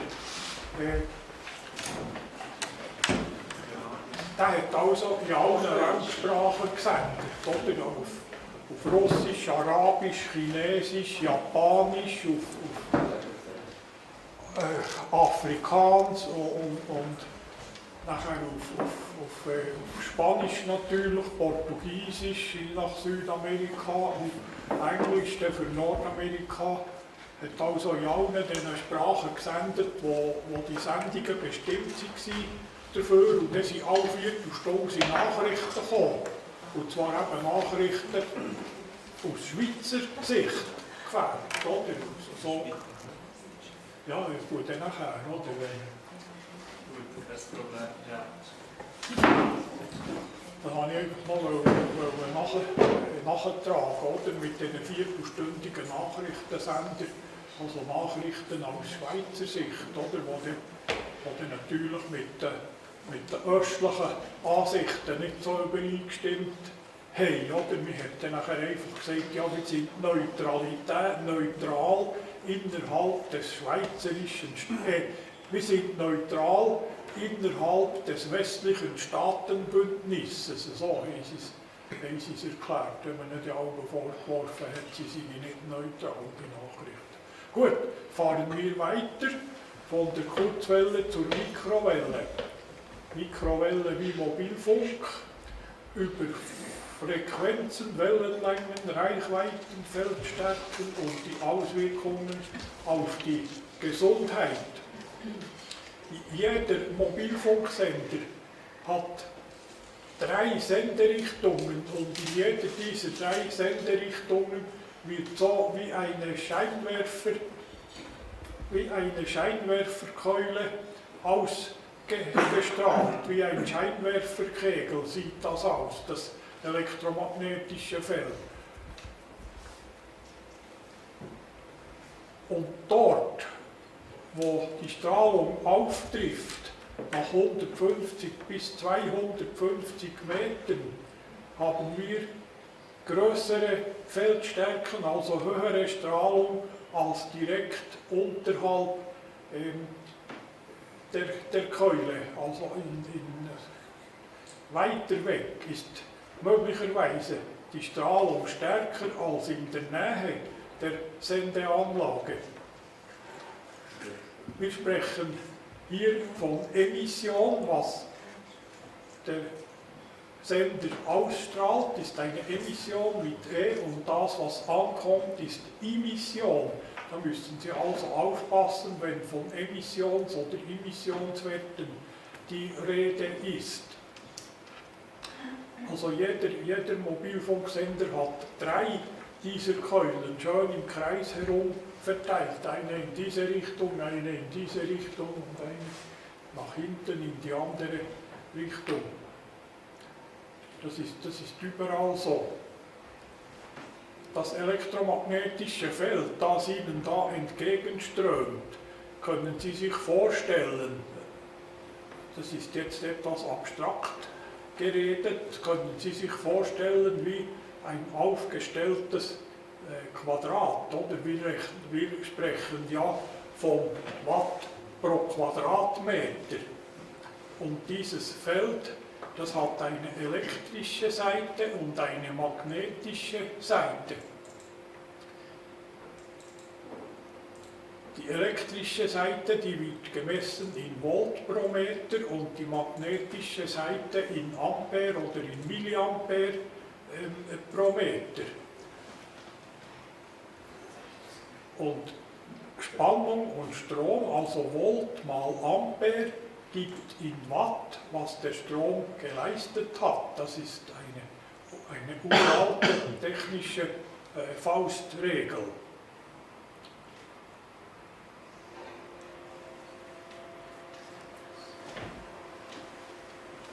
Also die elektrische Seite in Volt pro Meter, wenn wir die verdoppeln, dann wird die Feldstärke in Watt pro Quadratmeter 4-mal größer. Sehen Sie, wenn wir da diese Seite in Volt pro Meter verdoppeln, wird das Quadrat 4-mal größer. Das ist eigentlich ganz einfach. Oder wenn wir die elektrische Seite, also die Volt pro Meter, verdreifachen, wird die Leistungsflussdichte in Watt pro Quadratmeter 9-mal höher. Und das ist eigentlich das, was der Sender leisten muss. Sie haben ja von dem, im vor einem Jahr war das, oder vor 16 Monaten, kam ja die erste Motion im Ständerat. Da wollte man die elektrische Seite in Volt pro Meter verdreifachen.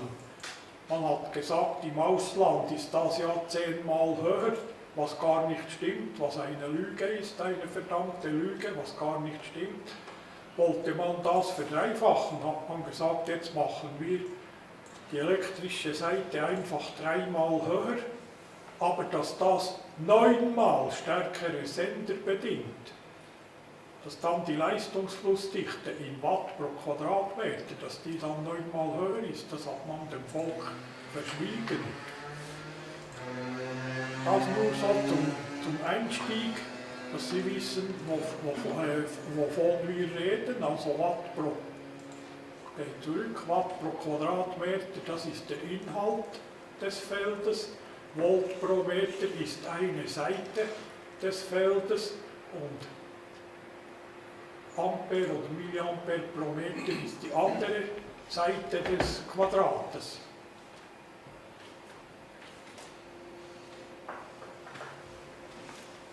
So, jetzt die Wellenlänge und die Frequenz. Dieses elektromagnetische Feld, das hat eine Schwingungszahl.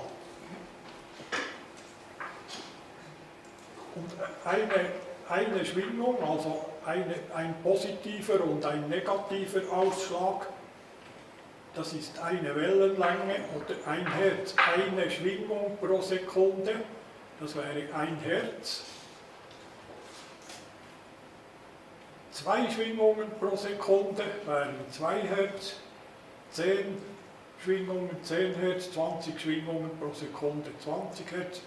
1000 Hertz wären dann 1 Kilohertz, also 1000 Schwingungen, 1000 Hertz 1 Kilohertz.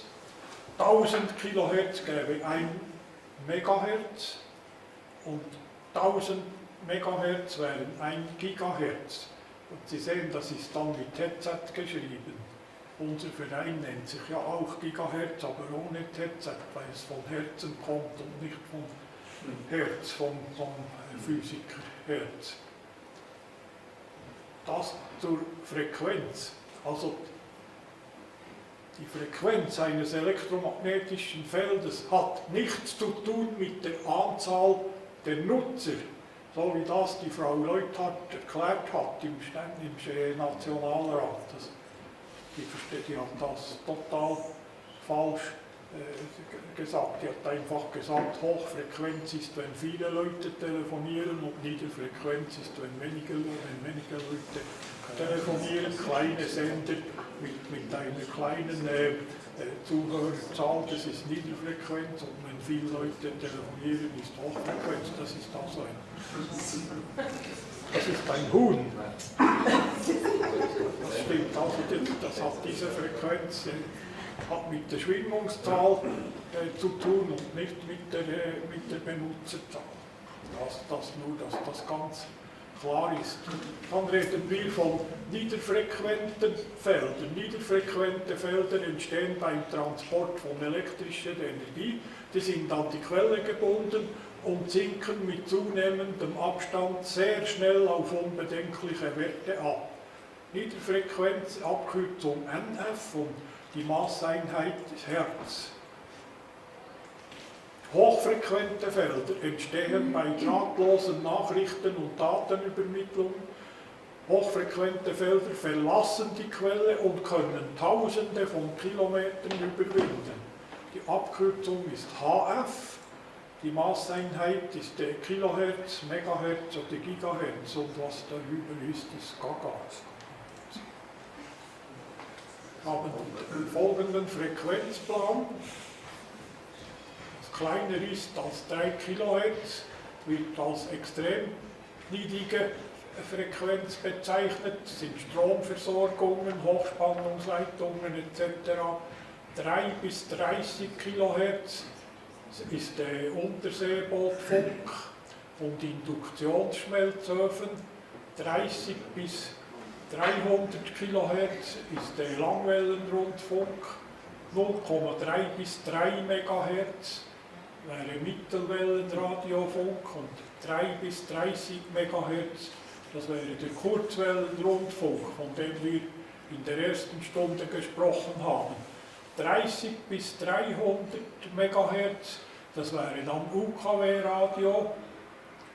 Und 0,3 bis 3 GHz, da wären wir im Mobilfunk, Mikrowellenofen und im Radargebiet. Also uns interessiert da vor allem der Mobilfunk, also zwischen 0,3 und 3 GHz, das heißt von 300 MHz bis 3 GHz. Dann 3 bis 30 GHz, das wäre dann superhohe Frequenzen für die Richtstrahlverbindungen, für Radar und Satelliten. Und was darüber ist, ist auch vor allem im Radar anzutreffen, 30 bis 300 GHz. Das wäre so die Frequenztabelle. Die Wellenlänge berechnet sich aus der Frequenz. Das ist eben wichtig, dass Sie das wissen, dass Wellenlängen und Frequenz zusammenhängen. Die EM-Strahlung breitet sich mit Lichtgeschwindigkeit aus. Das sind 300.000 Kilometer pro Sekunde oder 300 Millionen Meter pro Sekunde. Die Wellenlänge beträgt demnach 300 Millionen Meter geteilt durch die Anzahl Schwingungen, also durch die 300 Millionen Meter geteilt durch die Schwingungszahl, die Frequenz in Sekunden. Oder man kann es vereinfachen, 300 Millionen geteilt durch die Millionen Hertz.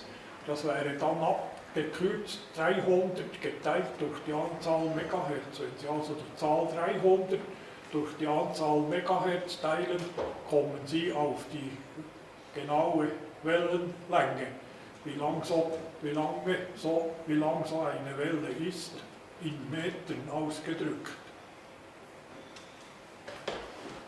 Da gibt es eine Faustregel, die ist auch noch wichtig: ist die Wellenlänge größer als die Dicke des bestrahlten Körpers, durchdringt diese den Körper vollständig, seien das Mauern oder andere Materialien, spielt keine so große Rolle. Mauern, Holz sowieso, geht sowieso hindurch. Ist die Wellenlänge größer als die Dicke eines bestrahlten Körpers in Flussrichtung gesehen, durchdringt sie diesen völlig. Es gibt keine Gebäudedämpfung oder Körperhüllendämpfung. Ist die Wellenlänge kleiner als die Dicke eines bestrahlten Körpers, durchdringt sie diesen nicht vollständig. Es entsteht eine Gebäudedämpfung oder eine Körperhülledämpfung. Die Berechnung von Eindringtiefen in den menschlichen Körper erübrigt sich, da die induzierten Ströme von den Nerven und Blutbahnen in die Körpermitte geleitet werden. Sie haben ja allerfeinste Nerven auf der Hautoberfläche und auch Blutbahnen auf der Hautoberfläche, und die leiten dann diese elektromagnetischen Wirkungen, also diese Sekundärströme, werden dann ins Körperinnere geleitet. Dadurch.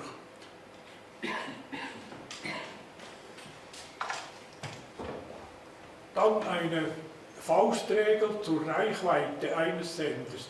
Die ist eigentlich auch sehr einfach, das ist gar nicht so kompliziert. Ich versuche den Leuten die Sache immer so einfach wie möglich zu erklären.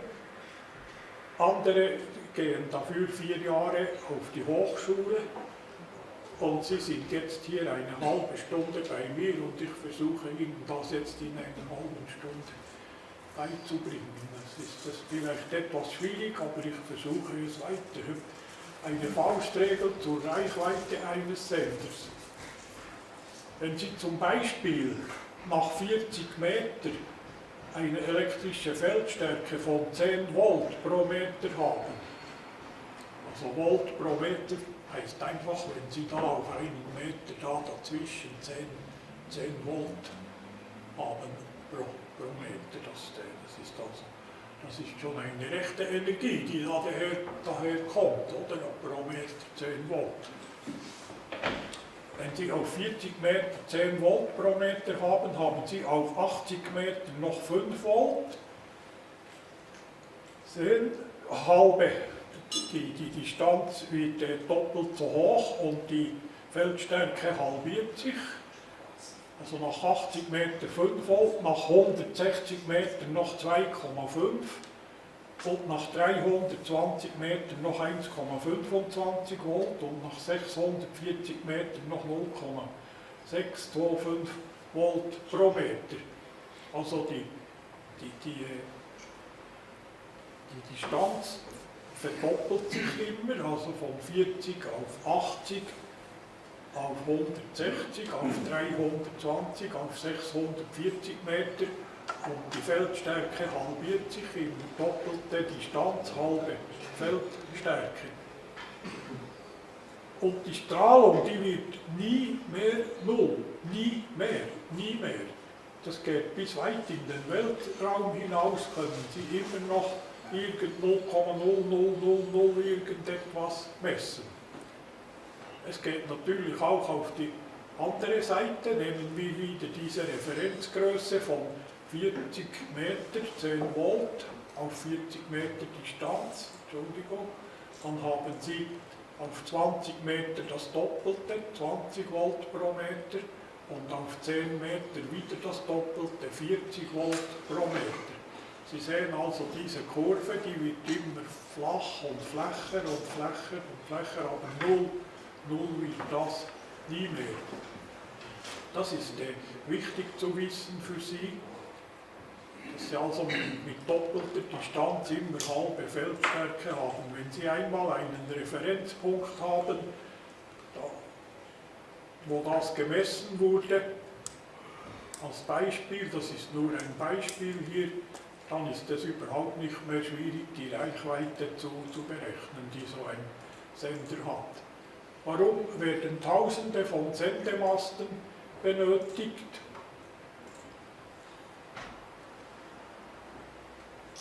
Das ist eben eine Frage der Reichweite, weil ein normaler, ein Gänsefüßchen, normaler Mobilfunksender, Sie sehen, der hat auch wieder die 3 Hauptsenderichtungen, die sind von Ortschaft zu Ortschaft oder von Station zu Station sind die etwas anders. Das ist ein Beispiel von Langnau.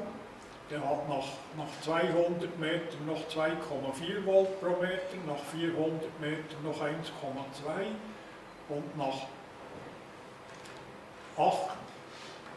800 Metern noch 0,6 und nach 1600 Metern noch 0,3 und so kann man das weiterflechten bis 3200, das wären dann noch 0,15 Volt und dann weiter weg kann man dann nicht mehr gut telefonieren und nicht mehr gut das Handy benutzen.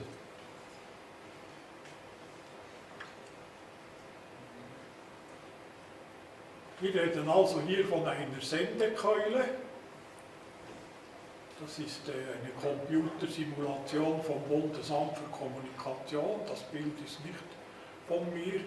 Das sind die Sendeantennen auf einem Mast. Die können auch auf einem ganz kurzen Mast auf einem Hausdach droben stehen. Das geht ebenso gut. Das Bild ist dasselbe. Man spricht also hier von einer Keule, von einer Sendekeule, und wie Sie wissen, schon die Höhlenbewohner haben einander gegenseitig mit Keulen totgeschlagen. Warum werden Tausende von Sendemasten benötigt? Es ist also so, ich rede jetzt noch vom alten System, vom GSM, hier waren 30 Gespräche, also 30 Verbindungen möglich, also so in einem Strahlenkegel drin waren 30 Verbindungen möglich und zwischen zwei Sendemasten waren 60 Verbindungen möglich. 60. Das war beim 2G, beim GSM. Dann kam ja das UMTS, das 3G, da waren es 2,5 Mal mehr. Und heute reden wir vom LTE, ist dann 7 Mal mehr. Also da wären dann 240 Verbindungen dazwischen. Und bei 5G soll es angeblich 100 Mal mehr werden, da wären dann 6000 Verbindungen möglich zwischen zwei Sendemasten. Und wenn das nicht ausgereicht hat, hat man einfach einen dazwischen gestellt, dann hat man die doppelte Anzahl gehabt. Und wenn es wieder nicht ausgereicht hat mit der Anzahl Verbindungen, hat man wieder einen dazwischen gestellt. Und so hat man das immer verdoppeln können. Hat man also hier bei 3 Sendemasten waren 120 Verbindungen möglich, beim alten GSM-System. Hoppla. Und beim UMTS wären es dann eben wieder 2,5 Mal mehr beim 3G, beim 4G 7 Mal mehr oder 7 mal 120. 840 hätten sie dann dazwischen aufbauen können. Eben wenn es nicht mehr ausreicht, stellt man einfach einen dazwischen. Und das ist der Grund, wieso wir Tausende von Mobilfunksendern haben. Im Moment sind es 18.000 über die ganze Schweiz verteilt. Allein in der Stadt Zürich gibt es über 1000 Mobilfunkantennen. Für elektrosensible Menschen ist die Stadt Zürich schon unbewohnbar geworden. Also jeder von diesen hellblauen, dunkelblauen oder violetten Punkten ist ein Mobilfunksender. Hellblau ist 2G, violett ist 3G und dunkelblau wäre 4G. Das ist also alles wie ein Krebsgeschwür über dem ganzen Stadtgebiet von der Stadt Zürich. Der Mensch verfügt über 2 sehr gute Empfangsantennensysteme. Bis ganz an die Oberfläche reichen diese Antennen, bis in die Haut. Das ist einmal sind das die Blutbahnen. Die Blutbahnen sind sehr gute elektrische Leiter. Ebenfalls das Nervensystem. Die Nerven sind noch bessere elektrische Leiter. Die bringen also diese Ströme, die da durch die Luft ankommen, bringen die ins Körperinnere und schädigen unsere Organe, die inneren Organe vor allem. Also Blutkreislauf, Nervensystem sind wunderbar schöne Empfangsantennen.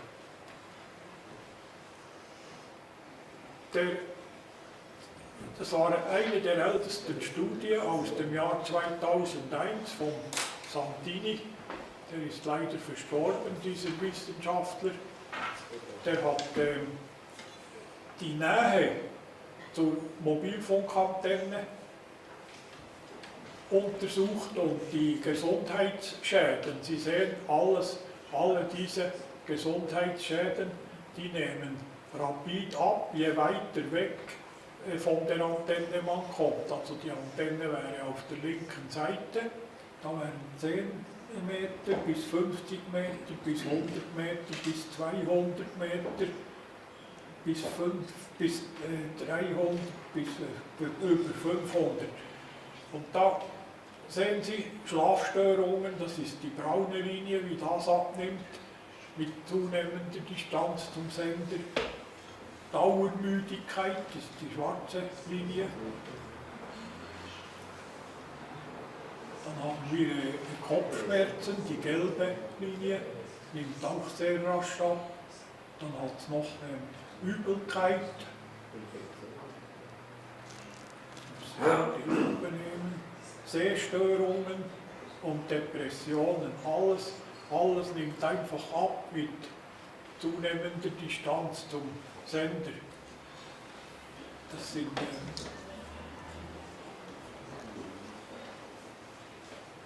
eine Studie von Santini aus dem Jahr 2001. Ich stelle Ihnen hier stellvertretend für hunderte von anderen Studien, stelle ich Ihnen hier einige vor, die ich persönlich als sehr gut oder eigentlich als bedenklich finde. Es gibt auf dem Hof von Hans Sturzenegger in Reutlingen hat es in 3 Jahren 31 blinde Kälber gegeben, und zwar bei 0,6 Volt pro Meter.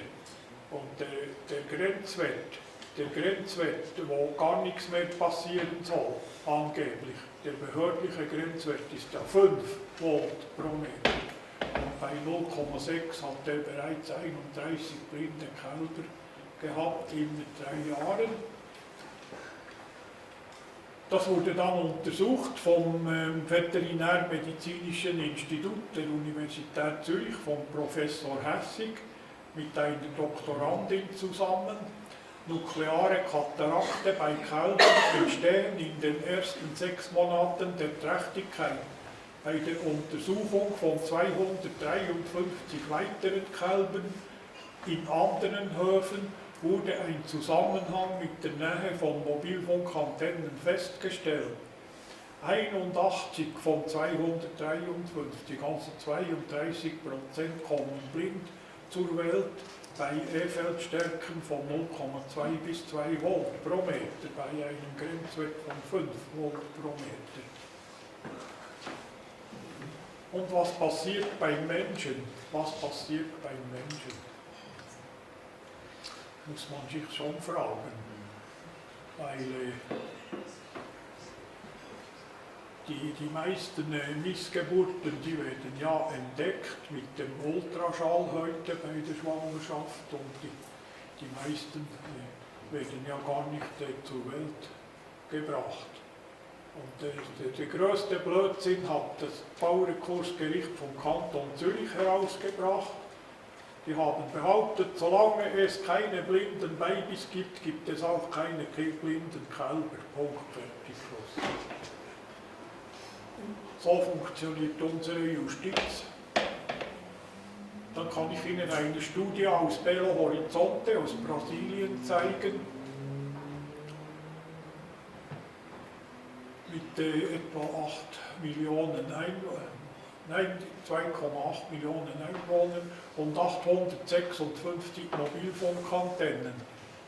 Das ist diese schöne brasilianische Stadt Belo Horizonte, und untersucht hat dort die Adilsa Tode, eine junge, flotte Brasilianerin, Wissenschaftlerin, und die hat festgestellt, die Durchschnittskurve aus 856 Mobilfunksendern, die Todesfallrate pro 10.000 Einwohner, die steigt also bei ca. 600 Meter Distanz, beginnt die Todesfallrate an Krebsfällen sehr eindrücklich zu steigen an. Da gibt es also auf 100 Meter Distanz gibt es schon etwa 44 Krebstote.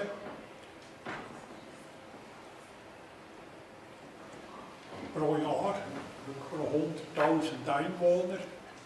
Sie sehen, wie die Kurve bei 600 Meter Distanz ziemlich rasch ansteigt, da von 32 auf 35, und dann bei 400 Meter sind wir schon auf 38 und bei 300 Meter Distanz schon beinahe auf 40.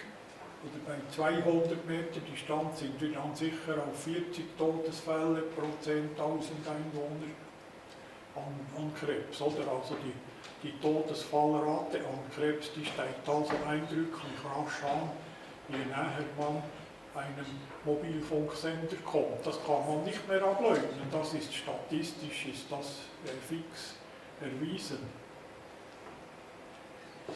Die amtliche Feststellungen, die anerkennen nur die Wärmewirkung.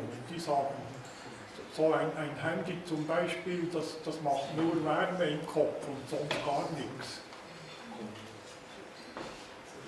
Sie sehen da weiß, gelb, rot, das wäre ca. 0,61 Watt pro Kilogramm Körpergewicht.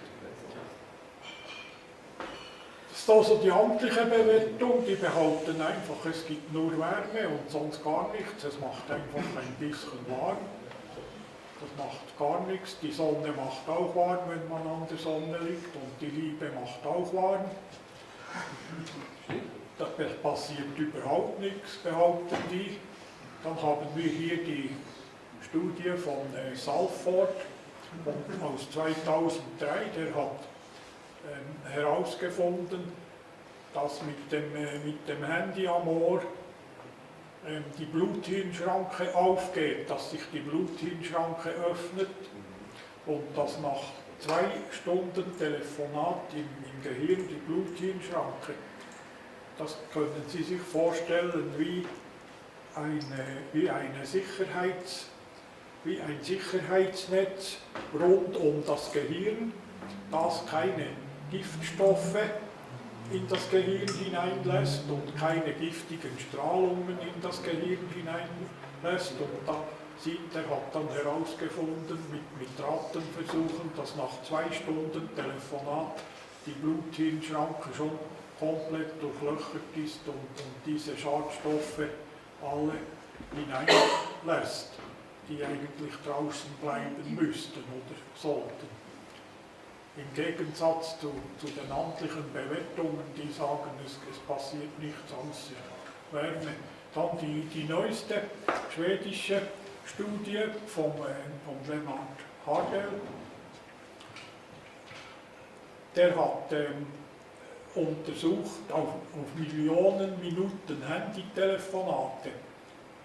Auf der Senkrechten, das sind also 5.000, 10.000, 15.000 Millionen Handytelefonaten. Und da sieht man die Jahreszahlen, das Jahr 2000, 2003, 2002, Entschuldigung, 2000, 2001, 2002, 2003, 2004, 5, 6, 7 etc. Sie sehen das, dass nach Millionen Minuten Handytelefonaten die Todesfälle an Hirntumoren pro 100.000 Einwohner in der Altersgruppe zwischen 20 und 39 Jahren, die haben schön kontinuierlich abgenommen bis ins Jahr 2009, obschon die Millionen Handyminuten angestiegen sind. Dann hat das schön abgenommen, trotz dem Anstieg der Handyminuten. Das kommt einmal davon, dass Hirntumore eine gewisse Latenzzeit haben, oder das bedingt etwa 4 bis 5 Jahre Handybestrahlung, bis der Hirntumor prognostizierbar wird und bis es zum Todesfall kommt. Und da sieht man, dass das da im Jahr das ist das 7, 8, zwischen 8 und 9 bis heute steigt das plötzlich ganz rapid an, wieder diese Todesfälle in puncto Hirntumor. Hier ist auch zu sagen, dass sich in diesen Jahren da bis 2006, bis 2003 hat natürlich die Medizin auch noch große Fortschritte gemacht, oder da waren große Fortschritte zu verzeichnen in der Medizin. Viele Hirntumore wurden heilbar, dass es nicht mehr zu Todesfällen gekommen ist, dann kommt die Latenzzeit dazu und jetzt plötzlich beginnt das wieder zu steigen, wie verrückt, also wie wahnsinnig. Die Anzahl Todesfälle an Hirntumoren pro 100.000 Einwohner in der Altersgruppe 20 bis 39 Jahre. Also da es ist schon bedenklich.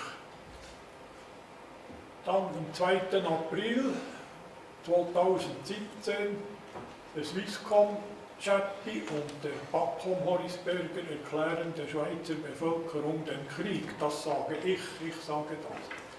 Die beiden sind sich einig, dass der Einführung von 5G, also der 5. Generation, die heutigen Strahlungsgrenzwerte im Wege stehen.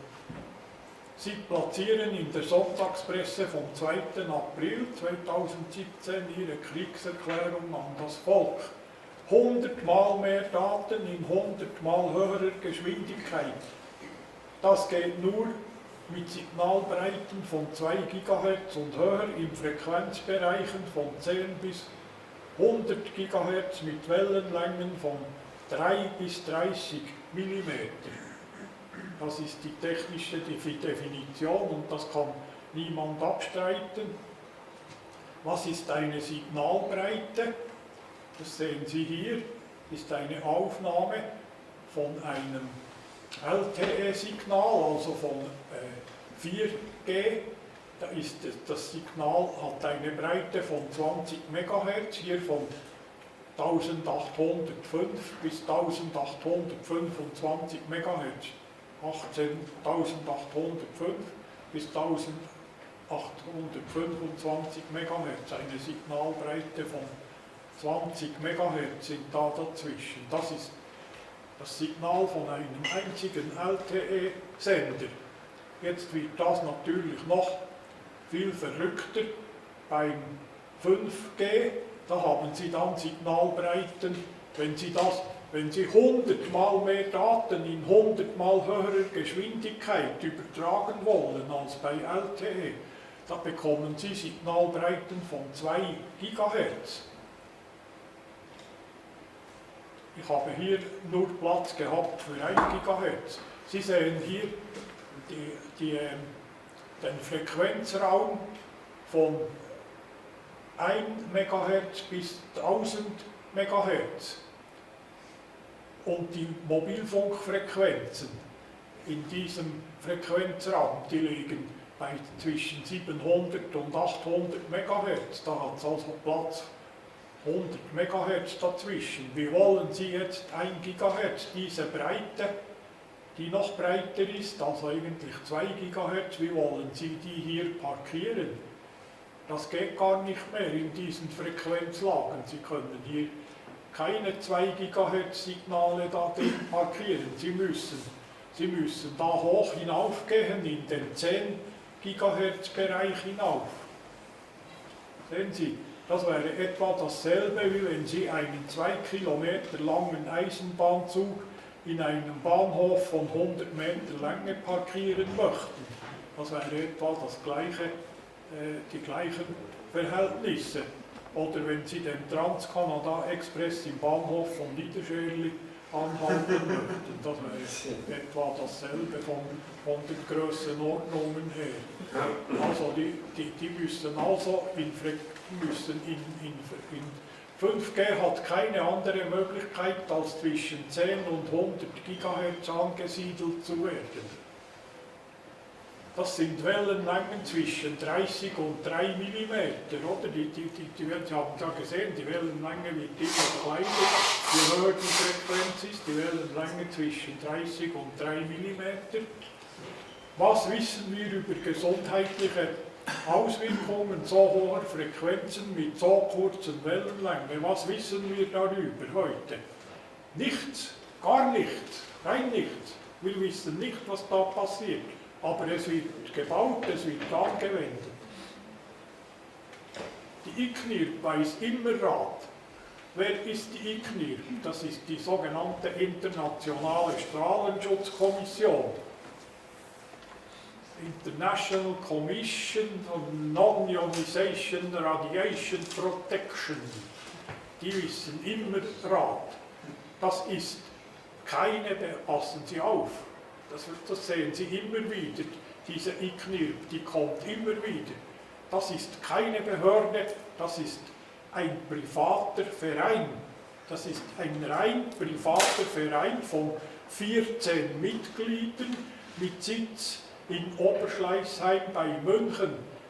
Das ist ein Verein von den 14 weltbesten Abstreitern gesundheitsschädigender Wirkung elektromagnetischer Strahlung. Das sind die besten Abstreiter der Welt. Die haben sich in diesem Verein, in diesem 14-köpfigen Verein zusammengeschlossen und die wissen immer Rat. Und weil die menschliche Haut 3 mm Wellen des 5G-Mobilfunks kaum mehr durchlässt, sondern die ganze Energie vollständig absorbiert, plant man in den ICNIRP-Empfehlungen Folgendes. Es soll der Mensch in wichtige und weniger wichtige Organe aufgeteilt werden. Die Haut sei weniger wichtig, pralaken sie. Schweizer Ärztinnen und Ärzte für Umweltschutz befürchten eine starke Zunahme von Hautkrebs, weil eben die ganze Energie, die sonst in den Mensch hineinging, bis zu den inneren Organen, den Mensch durchdrang und das alles schön verteilte da innen drin. Jetzt bleibt einfach alles in der Haut hängen bei diesen hohen Frequenzen und die befürchten, dass da Hautkrebs entsteht. Und das ist eigentlich ein kleiner Verein, die Ärztinnen und Ärzte für Umweltschutz. Aber jetzt haben sich die FMH-Ärzte dieser Warnung, dieser Theorie angeschlossen. Ich wünsche Ihnen viel Spaß mit 5G und wünsche Ihnen noch einen schönen Abend und vielen Dank fürs Zuhören.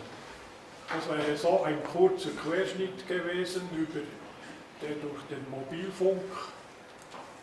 Ich hoffe, ich habe Sie nicht überfordert und nicht etwa gelangweilt.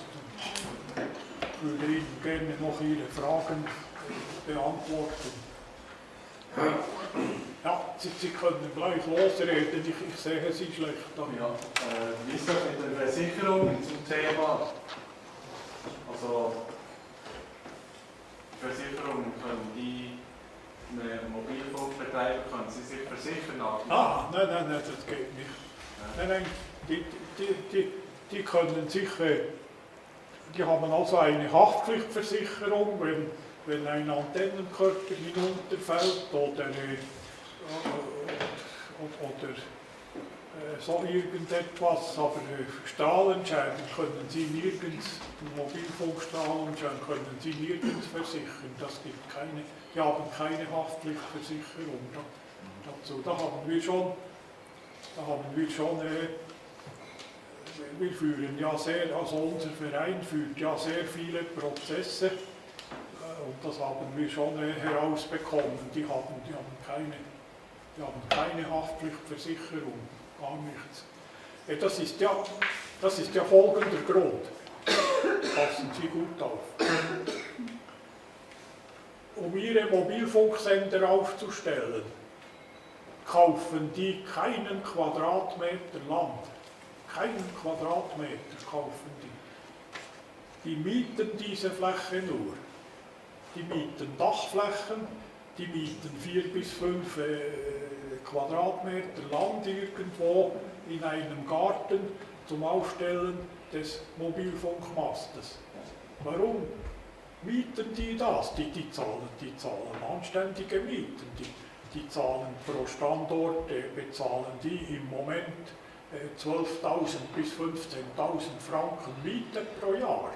Das ist sehr viel, oder? Da kann sich einer noch rasch ein kleines Trinkgeld verdienen, so ein Hausbesitzer, wenn er sein Hausdach zur Verfügung stellt zum Aufstellen der Mobilfunkantenne. Aber, haftbar ist immer der Landeigentümer und nie der Mieter. Haftbar für einen Schaden, der von einem Grundstück ausgeht, ist immer der Eigentümer nach Obligationenrecht und nach Zivilgesetzbuch. Haftbar ist immer der Landeigentümer oder der Hauseigentümer, aber nie der Mieter, weil der Hauseigentümer oder der Landeigentümer, der muss nach Gesetz dafür sorgen, dass seine Mieter keine gefährlichen Tätigkeiten ausüben. Und die wissen schon warum, die kämen ja viel billiger weg, wenn sie irgendwo 4 Quadratmeter Land kaufen würden, um so einen Mast aufzustellen. Das käme ja denen einige 100-mal billiger als diese teuren Jahresmieten immer. Die wissen schon warum. Die haben dann überhaupt kein Haftungsrisiko, nichts mehr. Die können das ganze Risiko auf den Standortvermieter abwälzen. Und das müssen sie jedem Standortvermieter sagen, der so eine Antenne nehmen will. Du musst dann aufpassen. Du bist dann, wenn das eines Tages so weit ist, dass diese Schäden nicht mehr abgestritten werden können, dass diese Grenzwerte plötzlich zusammenfallen, dann bist du Landeigentümer und du Hauseigentümer. Du kommst dann an die Kasse, du kannst dann bezahlen für die Schäden. Die Mobilfunkbetreiber, die sind dann fein raus. Ja, was sonst noch? Ja. Ja, wie kommt es, dass so wenig darüber auch in den Medien von den Betroffenen und so auch mal an die Öffentlichkeit gelangt? Das ist die gleiche Sichtungsstrahlung. Ja, das hat jetzt schon geklärt. Das ist nicht mehr so. Die neueste Statistik also unser Bundesamt für Statistik, die machen alle 5 Jahre Erhebungen, was die Leute als gefährlich empfinden, oder angefangen beim Atomkraftwerk oder bei Überschwemmungen oder Sturmschäden oder Klimaerwärmung oder eben Mobilfunksender. Oder? Und es sind also 52% oder 4 Millionen Menschen in der Schweiz, die Mobilfunksender für gefährlich oder eher gefährlich halten. Also das ist jetzt schon am Kippen in der Bevölkerung. Oder? Die Leute werden schon hellhörig langsam. Und es gibt ja unsere schöne Internetseite, gigantischen, da sind ja die Sünden der Mobilfunkbetreiber alle schön aufgelistet. Sie können das lesen. Ich gebe mir Mühe, jede Woche einen Beitrag zu schreiben, dass er möglichst zu lesen ist wie ein Kriminalroman. Deswegen lieben die mich ja auch so, die Mobilfunkbetreiber, wegen unserer schönen Internetseite. Ja, es hat natürlich noch andere, oder? Das ist nicht nur unsere, es gibt auch die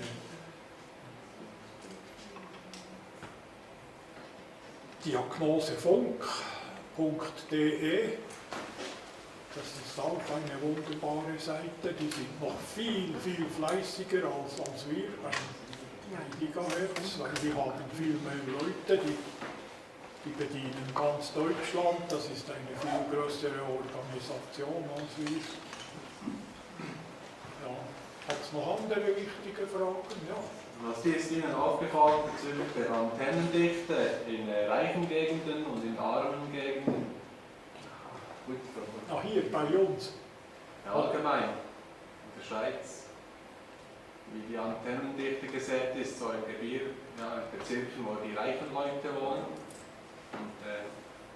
Und stellt man da einen Unterschied fest? Im Rüschek oben ist die Antennendichte noch nicht so hoch. Da gibt es ja eine in Wald. Und wissen Sie noch, wo die andere ist? Es gibt noch eine weitere. Ein Heubach. Ja, es hat etwa 3 in der Gemeinde. Ich kann sie jetzt nicht genau sagen. Es kommt natürlich immer auf die Einwohnerzahl drauf an. Oder? Also in der Stadt Zürich sind schon über 1000. In Schwarzenburg, im Dorf, hat es 5. Eine beim Gilgen, am Langenwilweg, auf dem Landisilo beim Bahnhof und in der linken Matt unten und noch eine auf der Postgarage. Es hat also 5 im Dorf. Schwarzenburg ist eigentlich verrückt für dieses kleine Dorf 5 Mobilfunkantennen. Und im Frühling, da wo ich wohne, da haben wir schlechten Empfang. Ich bin also schön hinter dem Berg dort im Frühling, habe noch einigermaßen, es ist noch einigermaßen sauber dort, aber fragt sich, wie lange noch, oder? Weil die hohen Mietzinsen, die die Mobilfunkbetreiber bezahlen, oder so 1200 Franken pro Jahr, das ist natürlich ein schönes Sackgeld für einen Hausbesitzer. 1200 und dann, wenn er schlau verhandelt, dann kann er noch für 10 Jahre zum Voraus zahlbar bei Vertragsabschluss, dann hat er 120.000 im Sack. Kann er sich ein schönes Auto leisten für 120.000. Ja. Mit Geld kann man alles machen im Moment, das ist leider so. Aber fällt das auch auf, dass jetzt Beispiel in Zürich, dort wo gut bezahlende Leute wohnen, also eher die Reichen, dass dort viel weniger so Funkantennen. Die wohnen ja am rechten Zürichseeufer, da Herliberg und so, oder? Ja. Da hat es schon etwa 3 oder 4 Mal weniger Antennen als auf der anderen Seite in Talwil. Zum Beispiel Talwil ist vollgestopft mit Antennen und auch Kilchberg, Zürich und Talwil, die sind richtig vollgestopft und die leuchten dann auf die andere Seeseite hinüber. Es ist auch auf dem Thunersee so, oder? Auf dem Spitzer Ufer hat es etwa 3 bis 4 Mal mehr Antennen als auf dem Oberhofenufer, weil eben die gut betuchten Leute auf der anderen Seite wohnen. Die schauen natürlich schon, wo das möglichst wenig Widerstand gibt. Mit den reichen Leuten müssen sie immer vor Bundesgericht, bis sie einen Standort haben, und mit den ärmeren Leuten, die sind meistens schon auf Ebene Gemeinde oder dann auf Ebene Kanton, sind die schon am Anschlag mit ihren Finanzen.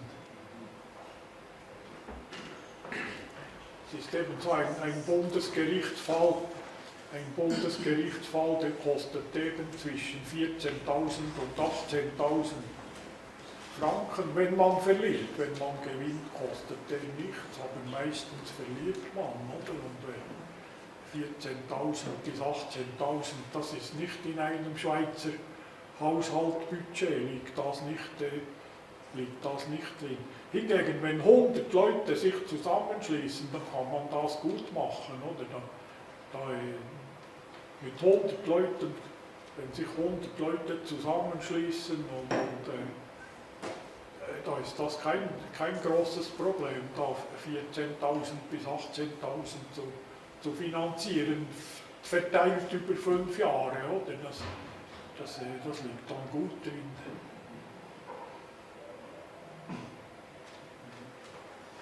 Ja, ich sollte aufstehen. So, ich bin eben 18 Jahre alt unterdessen und bin nicht mehr so fit und 3 Stunden zu plaudern. Da war noch eine Frage. Ja, gibt es oder kennst du irgendwelche Möglichkeiten, wie man sich etwas schützen könnte vor der Strafe? Ja. Das billigste und beste Abschirmmaterial, das ist metallisches Fliegengitter. Da können Sie sich um den Faktor 100 die Strahlung minimieren hinter dem metallischen Fliegengitter. Das hat eine Maschenweite von etwa 1 bis 1,5 mm, bekommen Sie in jeder Landi für 15 Franken pro Quadratmeter. Da kann man ganze Fassaden damit oder auch Innenwände von Wohnungen kann man abschirmen. Es sieht einfach nicht schön aus, man muss es dann überdecken mit Teffer Tafelimitation oder mit einem teuren Wandteppich kann man das auch überdecken, dass es wieder wohnlich. Also einfach verputzt drüber wird. Außen, es geht auch außen, ja, kann man auch machen. Und die Vorhänge mit Silberfäden? Ja. Die Swiss-Shield-Vorhänge, Ja. das ist eben so eine Sache. Moderne Isolierglasfenster, die schirmen an und für sich schon das 100-fache ab. Oder moderne Isolierglasfenster, die sind ja metallhaltig. Das sehen Sie, wenn Sie hindurchblicken, gibt es ja eine ganz leichte Abdunkelung, nur ganz leicht. Es ist kaum sichtbar, eine ganz leichte Abdunkelung.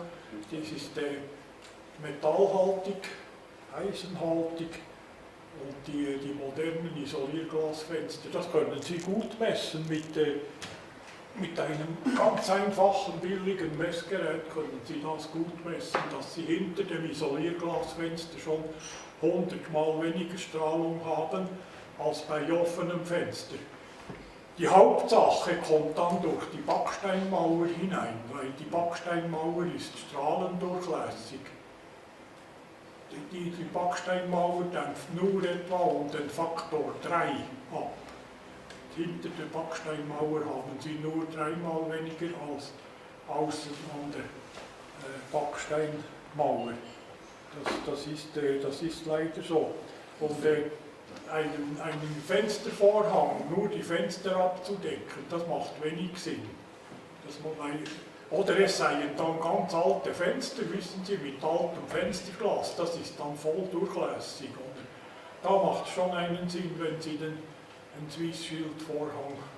Oder Sie können natürlich mit dem Swiss-Shield-Vorhang die ganze Wand, die Vorhangschiene über die ganze Wand ziehen und die ganze Wand mit dem Vorhang abschirmen. Aber das ist natürlich schon teuer, oder? Da kostet der Laufmeter kostet da irgendwie bei 800-900 Franken oder so.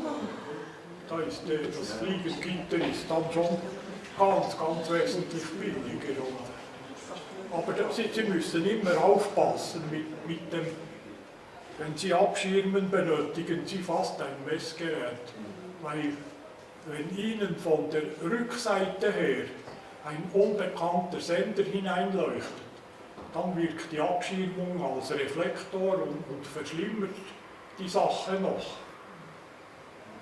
Oder dann muss man zuerst eine Abschirmung provisorisch montieren, also messen, außen messen, nachher provisorisch montieren und innen messen, wie viel hat es gebracht. Dann ist gut, wenn es viel bringt. Wenn Ihnen aber ein Fremder von der Rückseite hineinleuchtet, dann bringt es gar nichts. Im Gegenteil, es wird noch viel schlimmer als vorher. Dann heißt es einfach, man muss beide Seiten vom Haus abschirmen oder sogar ringsum, aber dann wird es teuer.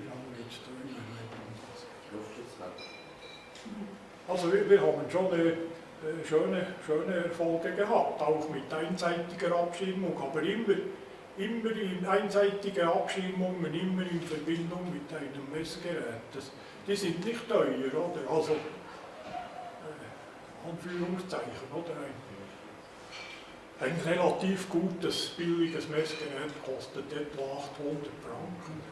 Aber wenn Sie einen Messtechniker kommen lassen, dann kommt das wesentlich teurer als 800. Der muss dann 2 oder 3 oder 4 Mal kommen, oder? Das wird dann viel teurer. Kaufen Sie besser selber ein günstiges, ein preisgünstiges Gerät. Es gibt dann solche ab 300 Franken.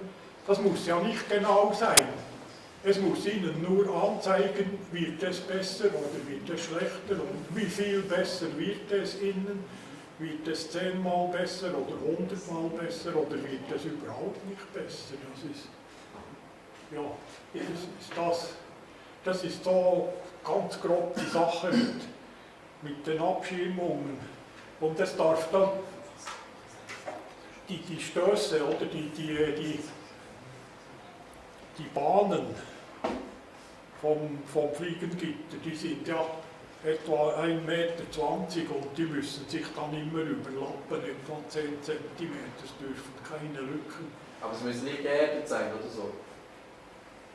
Ja, da streiten sich die Geister, ob man das erden sollte. Man es nur eigentlich als Schutzerde, dass wenn irgendwann Strom auf die Abschirmung kommt, und wenn Sie die Abschirmung verstecken hinter dem Täfer und dann einen Nagel durchschlagen und noch eine elektrische Leitung in der Wand drinnen, eine Unterputzleitung treffen, dann könnte ja theoretisch die ganze Abschirmung unter Spannung geraten, oder? Und da sollte man es aus Sicherheitszwecken schon erden.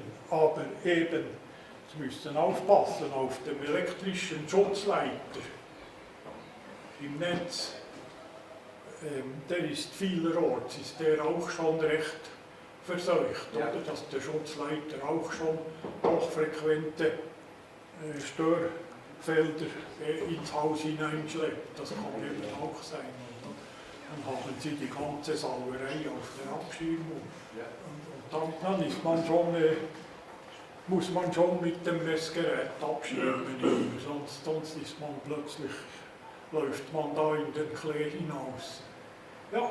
Ja, es gibt dann noch so ein Bundesgerichtsurteil, das zu den Grenzwerten, stimmt das noch überein? Die haben dort auch gesagt, Grenzwerte sind nicht nach medizinischen Gesichtspunkten festzulegen, sondern nach technischer Machbarkeit und wirtschaftlicher Tragbarkeit. Das ist unser Umweltschutzgesetz. Das ist so drin, da im USG ist das so drin. Und das haben die Bundesrichter haben das einfach so aufgenommen, oder? Und so weiter verbreitet. Also die sind nicht nach medizinischen Gesichtspunkten festzulegen, sondern nach technischer Machbarkeit und wirtschaftlicher Tragbarkeit. Sie haben ja beim Kurzwellensender haben Sie ja die 10%-Regel gesehen, da vom BECO, vom Berner Amt für Wirtschaft. Die kommen noch heute mit dieser Regel. Die sagen noch heute, ja 10% der Bevölkerung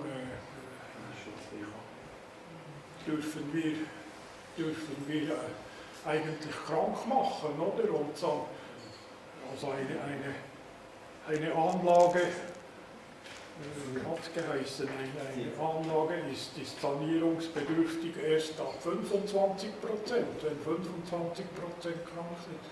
10%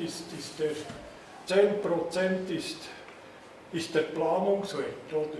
10% die nimmt man einfach, das ist Kollateralschaden, das nimmt man in Kauf. Auch bei der Autobahnbau oder beim Eisenbahnbau oder so, da nimmt man einfach blindlings in Kauf, dass 10% dürfen einfach krank gemacht werden. Das ist leider so. Ja. Was macht ihr praktisch vom Verein, um 5G zu verhindern? Ja. Als nächstes schreiben wir dem Bundesrat einmal einen Brief. weil die ASUT ist der Verband Schweizer Mobilfunkbetreiber. Wir haben ja groß posaunt, wir werden dem Bundesrat jetzt einen Brief schreiben. Da habe ich gesagt, ja, wir auch können. Das bringen wir auch noch fertig. Aber wir wollen das 5G nicht verhindern. Wir wollen es in vernünftige Bahnen lenken, dass niemand krank wird davon, dass da nichts passiert. Aber es ist ja so, dass die wollen ja jetzt, bis jetzt hat man für die Grenzwertfestlegung die Spitzenwerte genommen. Oder wir haben ja 5 Volt pro Meter.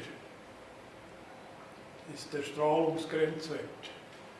Das ist einfach der Spitzenwert. Jetzt wollen die den Durchschnittswert, den 24 Stunden Durchschnittswert nehmen. anstatt den Spitzenwert. Das heißt sechsmal können Sie 6-mal höher strahlen mit Ihren Sendern, wenn Sie den 24-Stunden-Mittelwert nehmen, anstatt den Spitzenwert. Dann können Sie einmal 6 mal 5 auf 30 Volt hinauf.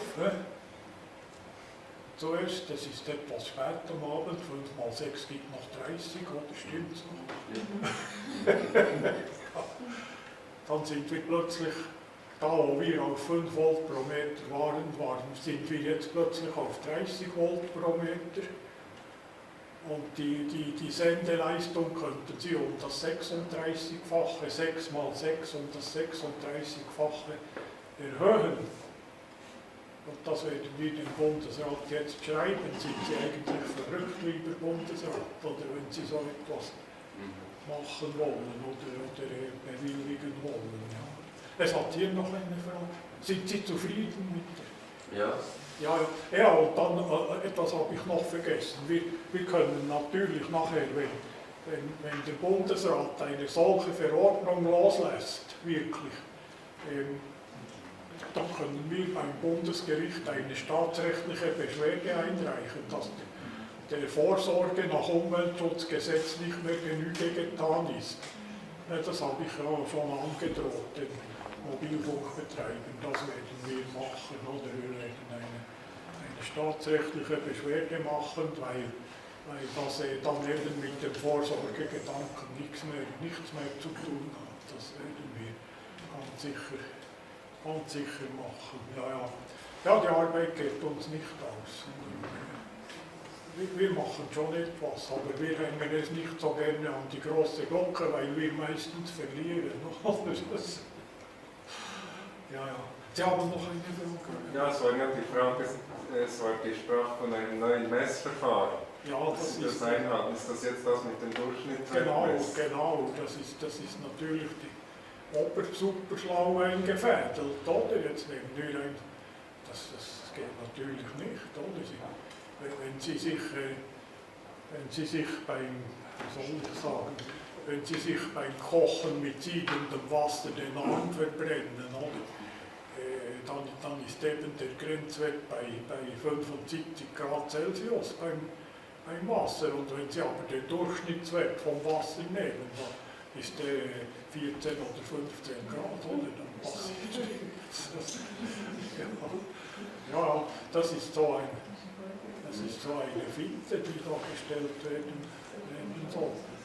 Aber wir machen schon das Möglichste, da können Sie schon sicher sein, oder, dass wir uns das nicht.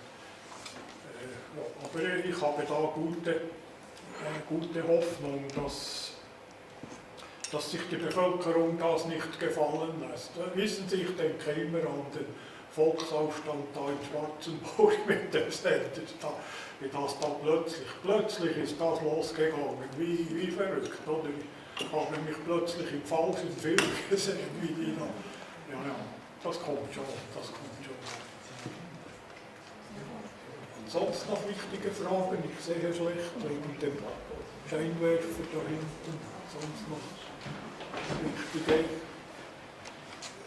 Ich sehe niemanden. Ja, noch eine kurze, sonst können wir dann. Wie können wir euch unterstützen, um das zu machen? Ja, sehr gerne. Sie können Mitglied werden. Der Jahresbeitrag ist 50 Franken. Das können Sie gerne machen. Sie müssen nur die Internetseite ansehen. Ja. Praktisch mit Lobbying oder so? Ja, wenn Sie gute Beziehungen haben zu einem National- oder Ständerat, dann schon.